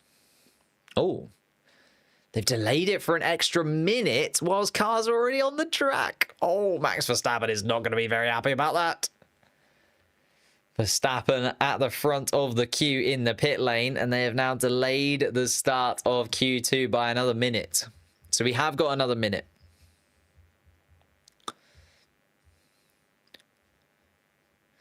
Exactly. The can is blue. The liquid is yellow. None of it's red. Just the bull is red. They've really lent into red, like red being in the name. But nothing else is red other than the bull. It's weird. Also, Ford next year, their main colour is blue. True. There you go. Makes more sense.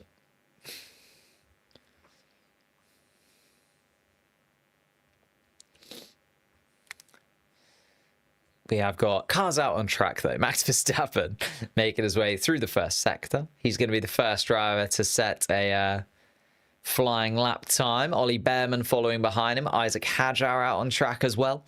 Albon and Sainz deciding to come out side by side.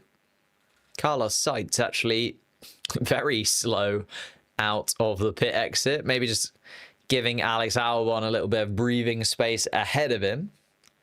Fernando Alonso also moving as slowly as humanly possible to the end of the pit exit. Are my fingers okay? Yeah.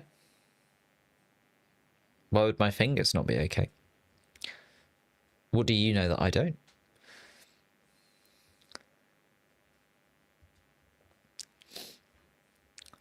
Soft compound tyres onto the cars. Max Verstappen, a fresh set of softs. Be interesting to see who does indeed go for a used set of softs. I can see Liam Lawson has come out on a used set of softs as well. Don't think anybody else has so far. Hamilton and Leclerc coming to the end of the pit lane now. Here comes George Russell. George Russell on a slightly scrubbed set of soft compound tyres. But everyone generally going for a fresh set of soft compound tyres very early on. Let's see what happens here. Max Verstappen going to be the first car to set a flying lap time. Ollie Behrman just behind him. I saw a black band across my hand. Oh, it's probably, I'm just fiddling with it's a wire thing.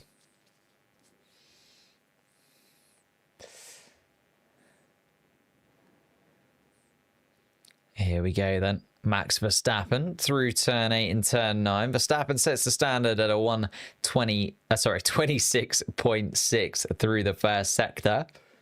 Behrman and Hadjar. Behrman a 10th behind Verstappen. Well, half a 10th behind Verstappen. Hadjar about a 10th and a half. As they come through the first sector, Alex Albon also can't match Verstappen through the first sector. Verstappen then sets the standard through the middle sector at 37 seconds, 0.665. Fastest of anybody so far, of course. The only driver to have completed that middle part of the lap, apart from Ollie Behrman now, who sets a 38 dead. So it's pretty slow from Ollie Behrman, unfortunately, through the middle part of the lap from the Briton. And Verstappen, a 129.7 is a good yardstick to set for the rest of the field. Lewis Hamilton now coming down towards turn 1, following behind Max Verstappen as he was completing that flying lap and starting the flying lap of his own. Coming through turn 4 and turn 5. Is Verstappen going to move out of the way of Lewis Hamilton? quite possibly soon. Charles Leclerc also starts his flying lap for the Ferrari team. Here comes Alex Albon across the line, his fourth fastest of anybody so far. So it's Hajar, Behrman, Albon in that order, second, third, and fourth. Again, we're just looking for a top 10 here. So we're really focusing in mainly on those midfield drivers to see who can really jump up into the top 10 and not be in that bottom 5. Carlos Sainz is just a touch slower than Isaac Hajar, about a tenth of a second between Hajar and Sainz. So Hajar still best of the rest right now, as Fernando Alonso, the other Spaniard, slots in also just behind Isaac Hajar, a hundredth of a second between the Frenchman and the Spaniard, but still Hajar best of the rest at the moment. Yuki Tsunoda can't get anywhere close to Max Verstappen's time and is then outdone by Liam Lawson. Lawson only 6th fastest though. Yuki Tsunoda down in 7th. And these are the cars that we're expecting to be up towards Verstappen's time more so. Hamilton, Russell, Norris, Antonelli, Piastri now starting to put together their lap times. Russell actually fastest of anybody through the first sector. You can see that highlighted in purple there. George Russell 10th fastest at the moment on our screens, but has not yet set a lap time. It's fairly decent through the middle sector as well from George Russell, a 38 dead from him. And we're looking for it. How is it going to turn out? Kimi Antonelli, quickest of anybody through the middle part of the lap. George Russell, only 4th fastest in the end.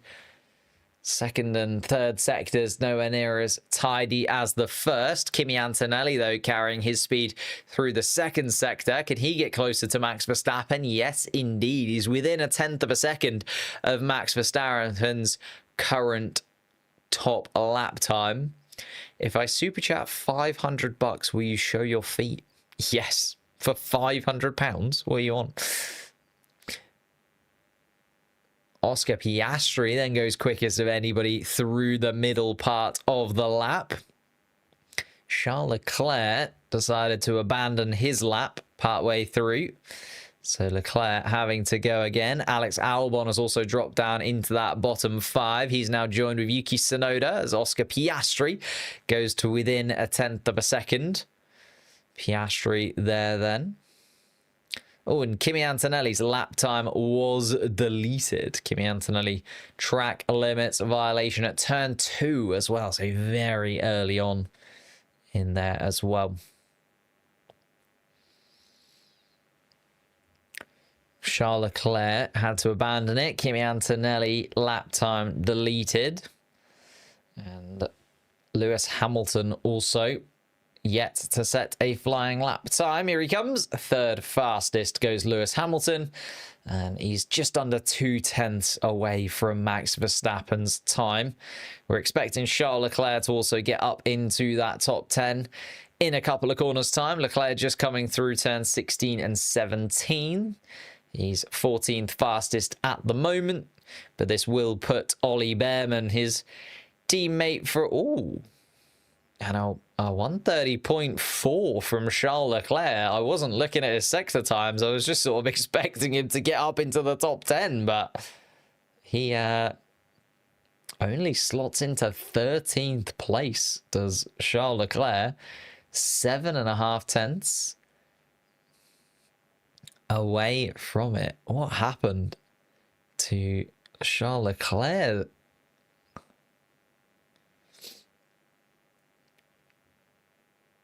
Oh, and Lewis Hamilton, I think, kisses the wall there a touch. Lewis Hamilton certainly has some time to find through that middle part of the lap. Here comes Charles Leclerc then. Was this... Oh, and yes, Charles Leclerc did indeed bounce his Ferrari up against the barriers. And that's where he lost a good half a second or more. And here comes Kimi Antonelli. Let's have a little look at this. Oh, it was marginal. The tiniest of margins that cost Kimi Antonelli through turn 2. But if all 4 wheels were off of the racetrack, then that is a track limits infringement. And it would have been for milliseconds maybe that all 4 of those wheels would have been off the race circuit. Charles Leclerc getting the 0 centimeters as he away from the barriers there. Kimi out? Not yet, not yet. We've got 6 minutes, sorry, 6 minutes left of the qualifying session. Max Verstappen fastest of anybody. Piastri, Hamilton, Norris inside of that top 4. Isaac Hadjar still sitting best of the rest. Fernando Alonso inside of the top 10 as well. George Russell, Carlos Sainz, Nico Hulkenberg and Ollie Behrman currently making their way through to Q3. Lawson, Tsunoda, Leclerc, Albon and Antonelli, the drivers that need to improve. Lawson, 0.04 of a second off Ollie Behrman's lap times. That is what the RB car is looking for minimum. But Ollie Behrman, I'm sure, will improve on that lap time as well. George Russell is on an outlap. Yuki Tsunoda's currently on an outlap. Albon and Antonelli making their way. Oh, sorry, Antonelli is first in the queue. Antonelli was out. Then Russell, Tsunoda, Verstappen, Albon, Sainz and Hadjar are just coming towards the end of the pit lane. And Charles Leclerc, a new front wing for that Ferrari car then. So it must have been a little bit of damage to the left side of that front wing. Lando Norris shuffling forwards in the queue in the pit lane. So is Fernando Alonso just behind. Still quite a few drivers ahead of them though. Sainz has just come out of the pits, but Hadjar, Behrman, Lawson still ahead of Norris in the queue. So we won't see the McLaren car for a little while. Is Charles out? Absolutely not. No. Don't worry, Sarah.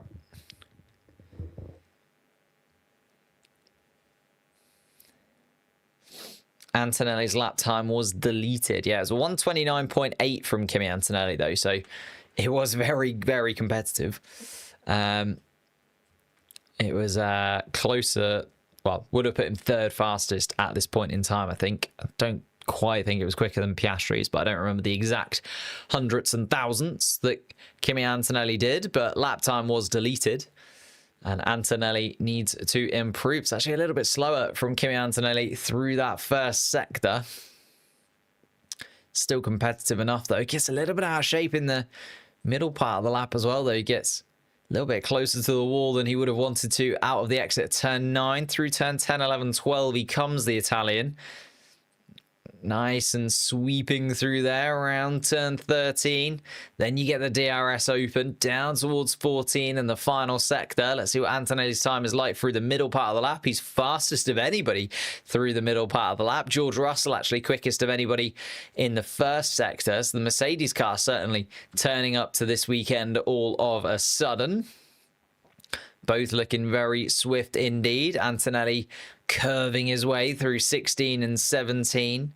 Couple of corners left then, 18 and 19. Almost one long corner the way that they join up. And Kimi Antonelli goes quickest of anybody at 129.6. There's a way of responding to your lap time being deleted, isn't there? Going fastest of anybody. George Russell also fairly decent through the middle part of the lap, but quickest in the first sector was the Briton. Currently 8th fastest on the timing sheets at the moment, looking to improve and looking like he's going to improve fairly considerably. Round turn 18 and 19 he comes and does indeed improve on his teammate as well to go fastest of anybody. Those new tyres on George Russell's car really doing the business for him. George Russell, though, under investigation for a yellow flag infringement. Let's see how that plays out. Max Verstappen just coming around the final couple of corners to start a flying lap. Alex Albon, though, 15th fastest at the moment. Alex Albon coming through the middle part of the lap. Needs something a little bit special. Ooh, a 130.2 from Alex Albon. That puts him 9th fastest. And I'm not sure if that's going to be absolutely the lap time to get him through. Looking at some of the cars that are coming around, you've got Hulkenberg and Sainz and Behrman, Lawson, Sonoda, Leclerc in particular, still to put a final flying lap in. Here comes Isaac Hadjar, doesn't improve on 7th place. Isaac Hadjar stays where he is then, just ahead of Fernando Alonso. As I say that, just ahead of Ollie Behrman. Behrman comes across the line to go 8th fastest and put Alex Albon right on that bubble. This is what I meant where I said I don't think that's good enough from Alex Albon, because he is 10th fastest now, with Sainz, Hulkenberg, Lawson, Sonoda and Leclerc still to come. Here comes Lando Norris. Only 4th fastest from Lando Norris, and maybe the McLarens I was overestimating coming into this weekend, because Russell, Verstappen, Antonelli quicker than Norris and Piastri at the moment. Hamilton then a 10th behind as well, although Hamilton was quickest of anybody through Q1. It's really starting to evolve, this qualifying session, and the ebbs and flows of who's quickest. Of course, we are more focused on the bottom part of the timing sheets. Ollie Behrman drops down into 9th place. Alex Albon still 10th. But here comes Charles Leclerc. Yuki Tsunoda has come into the pits, so Tsunoda is out. Sonoda made a mistake and is going to be out of qualifying. Charles Leclerc, though, is the man that I've got my eye on. Still down in 15th place for Ferrari. It was a poor first sector from Charles Leclerc.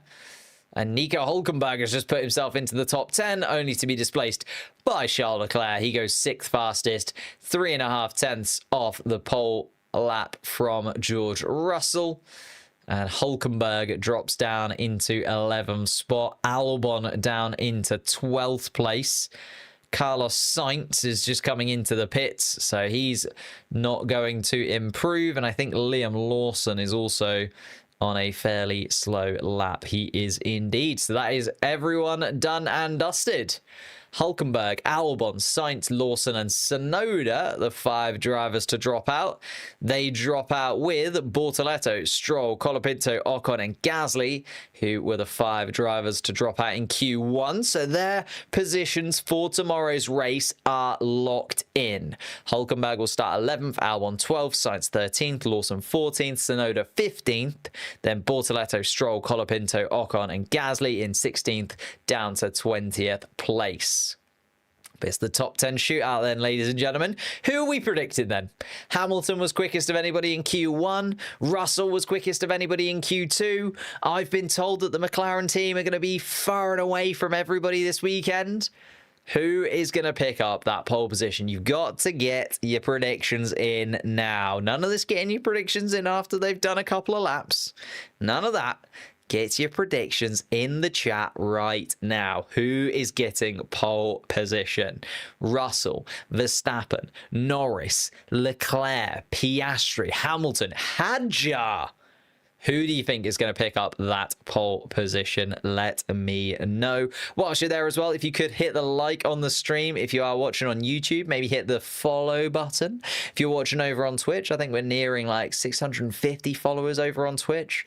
We're nearing 130,000 subscribers, 140,000 subscribers, 140,000 subscribers. I get mixed up between us and Crash Happy. Crash Happy, we're trying to go for 10k before the end of the year. I think we should certainly be able to do that.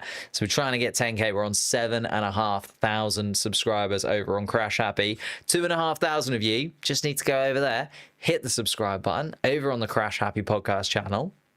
That would make my day. We're trying to hit 150,000 subscribers on this channel before the end of the season, though. So make sure you are subscribed. Hit the like button. All good stuff. Seeing a lot of Maxes in the chat, a lot of Russells in the chat, and Antonelli, and Leclerc, and Alonso in terms of the predictions as to who is going to hit that pole position lap time.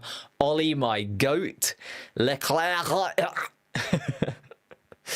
No, George Russell ain't getting pole.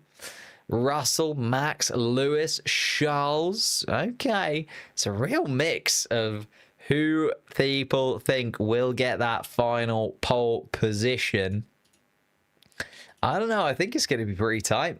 I think it's going to be pretty damn tight. Looking at those lap times, Russell, Verstappen, Antonelli all within a tenth of a second. Norris and Piastri just behind another tenth and a half or so behind Antonelli's lap time. The Ferraris seem to drop off a touch there, but that might have just been because they kind of had it done. Like Hamilton's first lap was pretty solid, and then Charles Leclerc just had to get a lap time on the board, so was maybe holding back a touch just to make sure he didn't make any egregious errors to get himself through. Hadjar, Alonso, Behrman as well. The battle for best of the rest in 8th, 9th and 10th place. Ollie Behrman, by the way, doing an absolutely sensational job. I was not predicting anything from the Haas team this weekend. I thought Haas might really struggle to compete in Singapore this weekend. I thought they'd be, behind the RBs, behind the Aston Martins, behind the Williamses. I was expecting to be better than the Haas car as well, but Behrman pulling out a lap and getting himself up into the top 10. Very, very solid indeed. Hulkenberg was 11th fastest, just missed out 0.06 of a second between Behrman and Hulkenberg there in 10th and 11th spot. I don't know, slightly frustrating for Williams maybe. They weren't expecting too much, The last couple of tracks in Monza and Azerbaijan certainly went a little bit more in the favour of the Williams cars, didn't they? And I think they can't be too upset considering they did get a podium place last time around with Carlos Sainz, but 12th and 13th for them. Liam Lawson I'm pretty gutted with. I thought Liam Lawson might be up into the top 10. Was expecting a lot from him. Was very good here a couple of years ago in that sister Red Bull. And then Yuki Tsunoda, another mistake from the Japanese driver. Q2, 15th place for him. Again, I was just hoping he'd pick up a bit of momentum. A 6th place finish in Azerbaijan last time around for Yuki Tsunoda. But now has just thrown it in the bin once again. Looks to be struggling inside of that Red Bull once more. Maybe it's just the Red Bull car is fairly decent in Azerbaijan, because like Sergio Perez was always really good in Azerbaijan as well, wasn't he? So you could only be good in Azerbaijan if you're in the second Red Bull seat. Every other race of the season is just going to be an absolute nightmare for you. I will finish my assignments if Alonso is in pole. If not, I'll do it tomorrow. Wow. I think you're going to be doing it tomorrow, to be honest. But I think that's you just trying to put it off, isn't it? Because you could do it today. Do it today. Always, if you got the opportunity to do something today, do it today. Try and get it done. That's the teacher and me talking. When does Q3 start? We are a couple of minutes away, really. 1 minute and 22 seconds by the live stream that I am currently watching on Now TV. What the hell is Behrman doing in Q3? That's what I mean. I don't know how he did it. Just turned up, did Ollie Behrman. Very, very solid lap from him indeed. I know it was only hundredths of a second between him and Hulkenberg, but that is the margins at the moment, to be honest. Like the margins between the midfield teams. So it's interesting. We'll kind of see. I bet 450 on max. Look, if you've got that kind of money, you need to be sending in a super chat. I don't know. If you got that kind of money to hand, you need to be supporting the creators that you watch. Because I would love to do this full time, But instead, I've got to go back to work on Monday. Imagine if I didn't have to go back to work on Monday, If it is Max Verstappen, you get a little payout from that 450 bet. Just saying. Send some my way.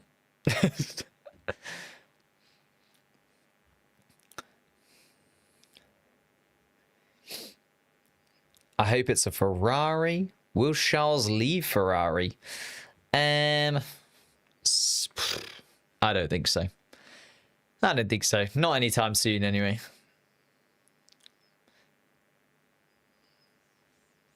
Here we are then. Q3, 12 minutes on the clock. Green light is shown, and Ollie Behrman, the first driver to get out on track. George Russell just behind him. Kimi Antonelli as well in the queue. So it's going to be Behrman, Russell and Antonelli to set the standard here. The final part of qualifying. But everybody, I imagine, is going to be out fairly swiftly. As I said, there's a sort of 2 minute or so warm-up lap around here. So you have to get the tyres into the right position. Takes a little while to get around the streets of Singapore before you can then set a flying lap time. Looking at 120, sort of the late 120s as your lap times here this year. Will Hadjar go to Red Bull? Yeah, I think so. Certainly at some point, even if it's not next year. I could see it happening maybe the year after, possibly 2027, you know. Could see an Isaac Hadjar in a Red Bull suit. I think it's going to happen at some point with the way he's driving at the minute, sooner rather than later. Lando Norris then out on track as we see Oscar Piastri, current championship leader, also make his way into the pit lane, followed by Max Verstappen. So Verstappen deciding to go behind Oscar Piastri in the running order, and actually Lando Norris going very early indeed, ahead of both of the Ferraris. So the two Ferraris are going to split Norris and Piastri's lap times. I think this is pretty unpredictable at this point. Verstappen, Russell, Antonelli, Norris, Piastri, Leclerc, even Hamilton at points has been very, very quick throughout these qualifying sessions. Was there any red flags in Q2? There was no red flags in Q2. I don't think we're going to see a red flag, to be honest with you. Everyone's been fairly calm. There's been a couple of brushes with the wall, but nothing anywhere close to what we saw in Baku a couple of weeks ago. George Russell then setting a flying lap time. Ollie Behrman, a 26.7 through the first sector. Sets the standard then inside of the Haas car. George Russell coming around turn 6 is surely going to go quicker than the Haas, and does indeed, goes 0.3 of a second quicker than the Haas through the first sector. So Ollie Behrman losing 0.3 to George Russell just through the first 6 corners. It's going to be tough for Ollie Behrman to really mix it in with pole position, isn't it? But I think just getting into the top 10 for Ollie Behrman is more than enough for what he can do. Ollie Behrman, a 38.0 through the middle part of the lap. Keep an eye on Isaac Hadjar and Fernando Alonso if you want to see where Ollie Behrman is probably going to end up in this qualifying session. George Russell, though, a 37.4. So again, another 0.6 of a second quicker through the middle sector, and just showing the difference between the Mercedes and the Haas car at this point in qualifying, when they really do turn up the heat inside of those top teams. Oh, and George Russell gets a little bit wide on the exit of turn 17, brushes the wall, and it's a 129.1 from George Russell, and very nearly a George Russell into the barriers. There were millimeters between him and a broken front right wheel. Kimi Antonelli also gets incredibly close to the exact same wall on the exit of turn 17, and is 0.4 of a second slower than his teammate.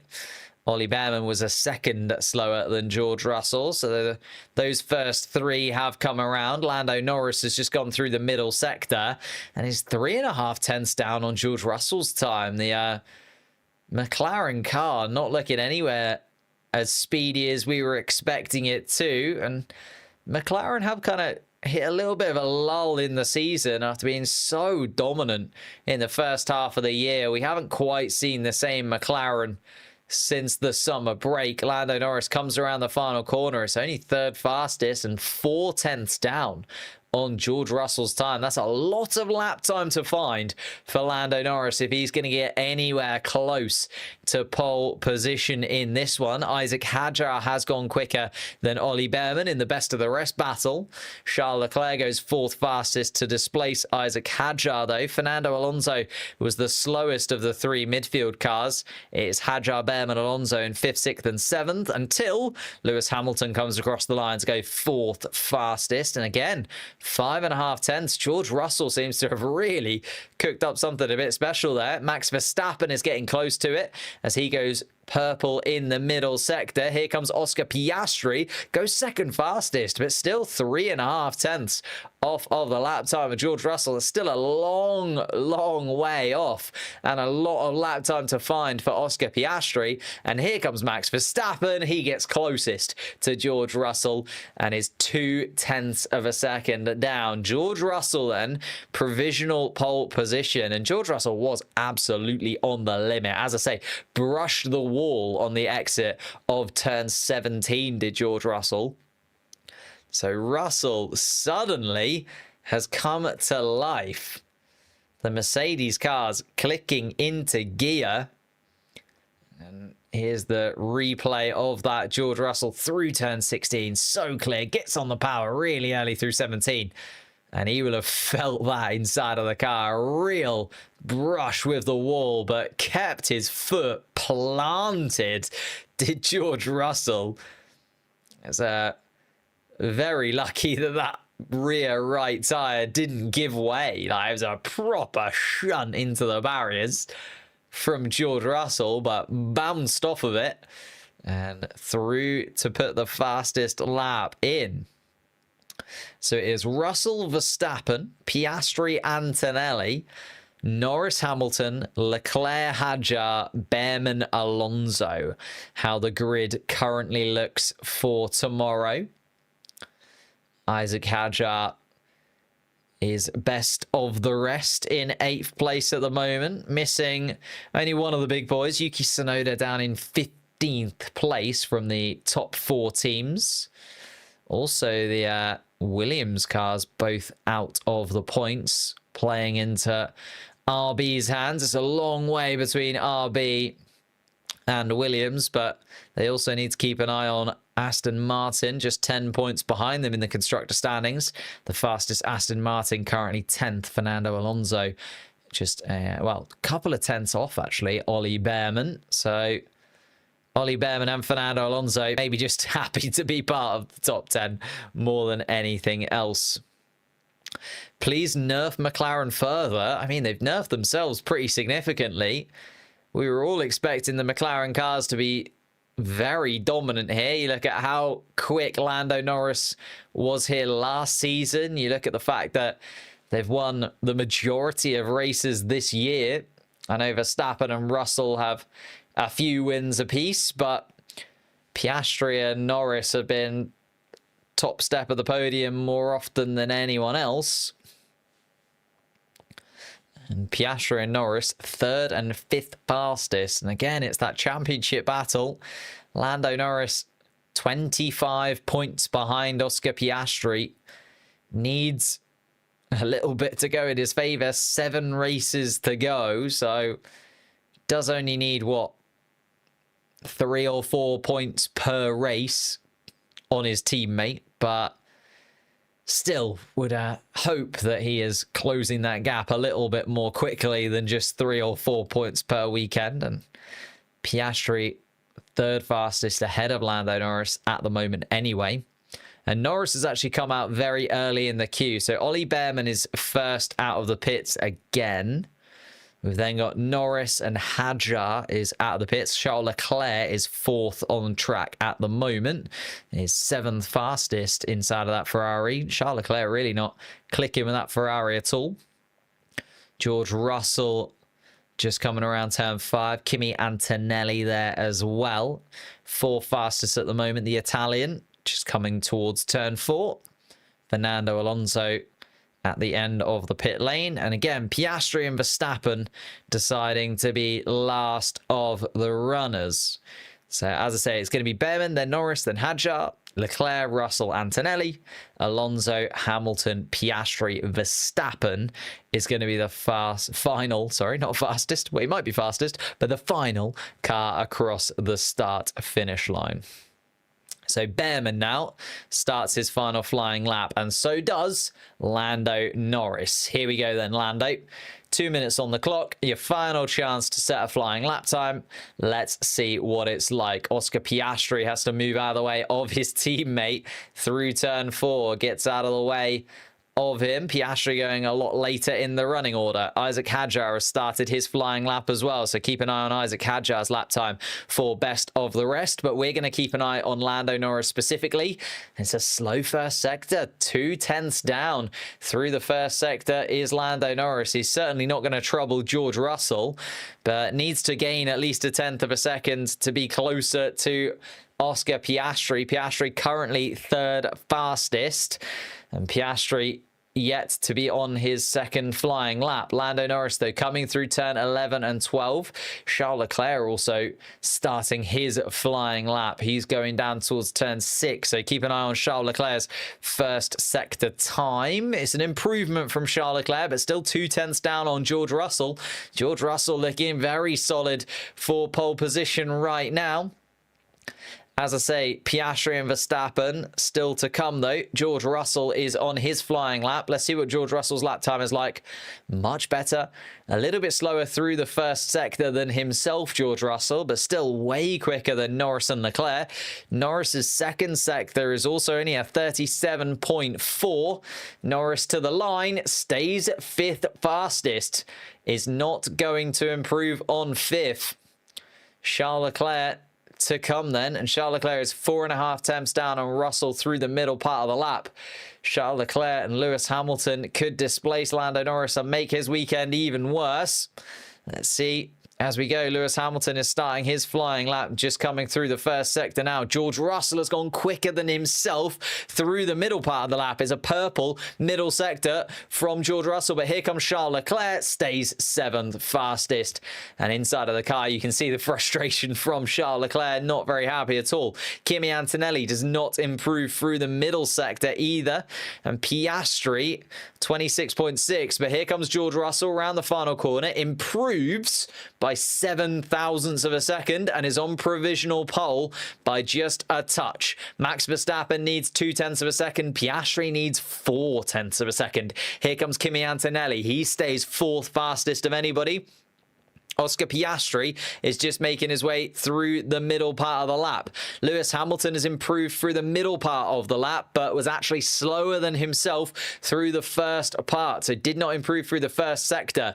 Oscar Piastri isn't improving ridiculously through the middle part of the lap either, so Max Verstappen feels like the only driver who's within contention. Lewis Hamilton stays 6th fastest. Max Verstappen then, through the middle part of the lap, is a 10.5 down, so he's within touching distance, but needs an absolutely phenomenal final part of the lap, does Max Verstappen. Turns 16 and 17 need to be utterly perfect, close to the wall as possible. And that's the thing, George Russell was just willing to get a little bit closer to the barriers, and I think he's backed off Max Verstappen. He doesn't think he's going to improve. Piastri didn't either, and George Russell takes pole position for tomorrow's Singapore Grand Prix. It's going to be George Russell starting on the front row next to Max Verstappen in 2nd place, Oscar Piastri down in 3rd, Kimi Antonelli in 4th, Lando Norris in 5th. Keep getting George Russell and Lando Norris mixed up. Lando Norris in 5th place. Then both of the Ferraris, Hamilton and Leclerc, in 6th and 7th. Isaac Hadjar did remain best of the rest in 8th spot. Ollie Behrman in 9th, and Fernando Alonso inside of the top 10, but only just. Quick reminder of the other ones that just dropped out. Outside of the top 10, Nico Hülkenberg was 11th fastest, Alex Albon was 12th fastest, Carlos Sainz 13th fastest, Lawson and Tsunoda 14th and 15th, so they'll start there for tomorrow's Grand Prix. And Bortoleto was the first driver to drop out in Q1. He'll start 16th fastest, 16th for tomorrow's race. The penultimate row of the grid is Lance Stroll and Franco Colapinto, and at the back of the pack is Ocon and Gasly. So they are our drivers for tomorrow's Grand Prix, and they are the positions. Called it. A lot of people did have Russell there, to be fair. He kind of turned up today. And Piastri on the radio saying that he just didn't really have much more in the tank. His McLaren not feeling as planted and as comfortable as it usually does. starts inside of the podium places, does Oscar Piastri, but he'll have his teammate right behind him. It will be Lando Norris staring at the rear wing of Oscar Piastri, who will also be right behind George Russell in first spot, and we will be live for it tomorrow. Thank you guys so much for watching.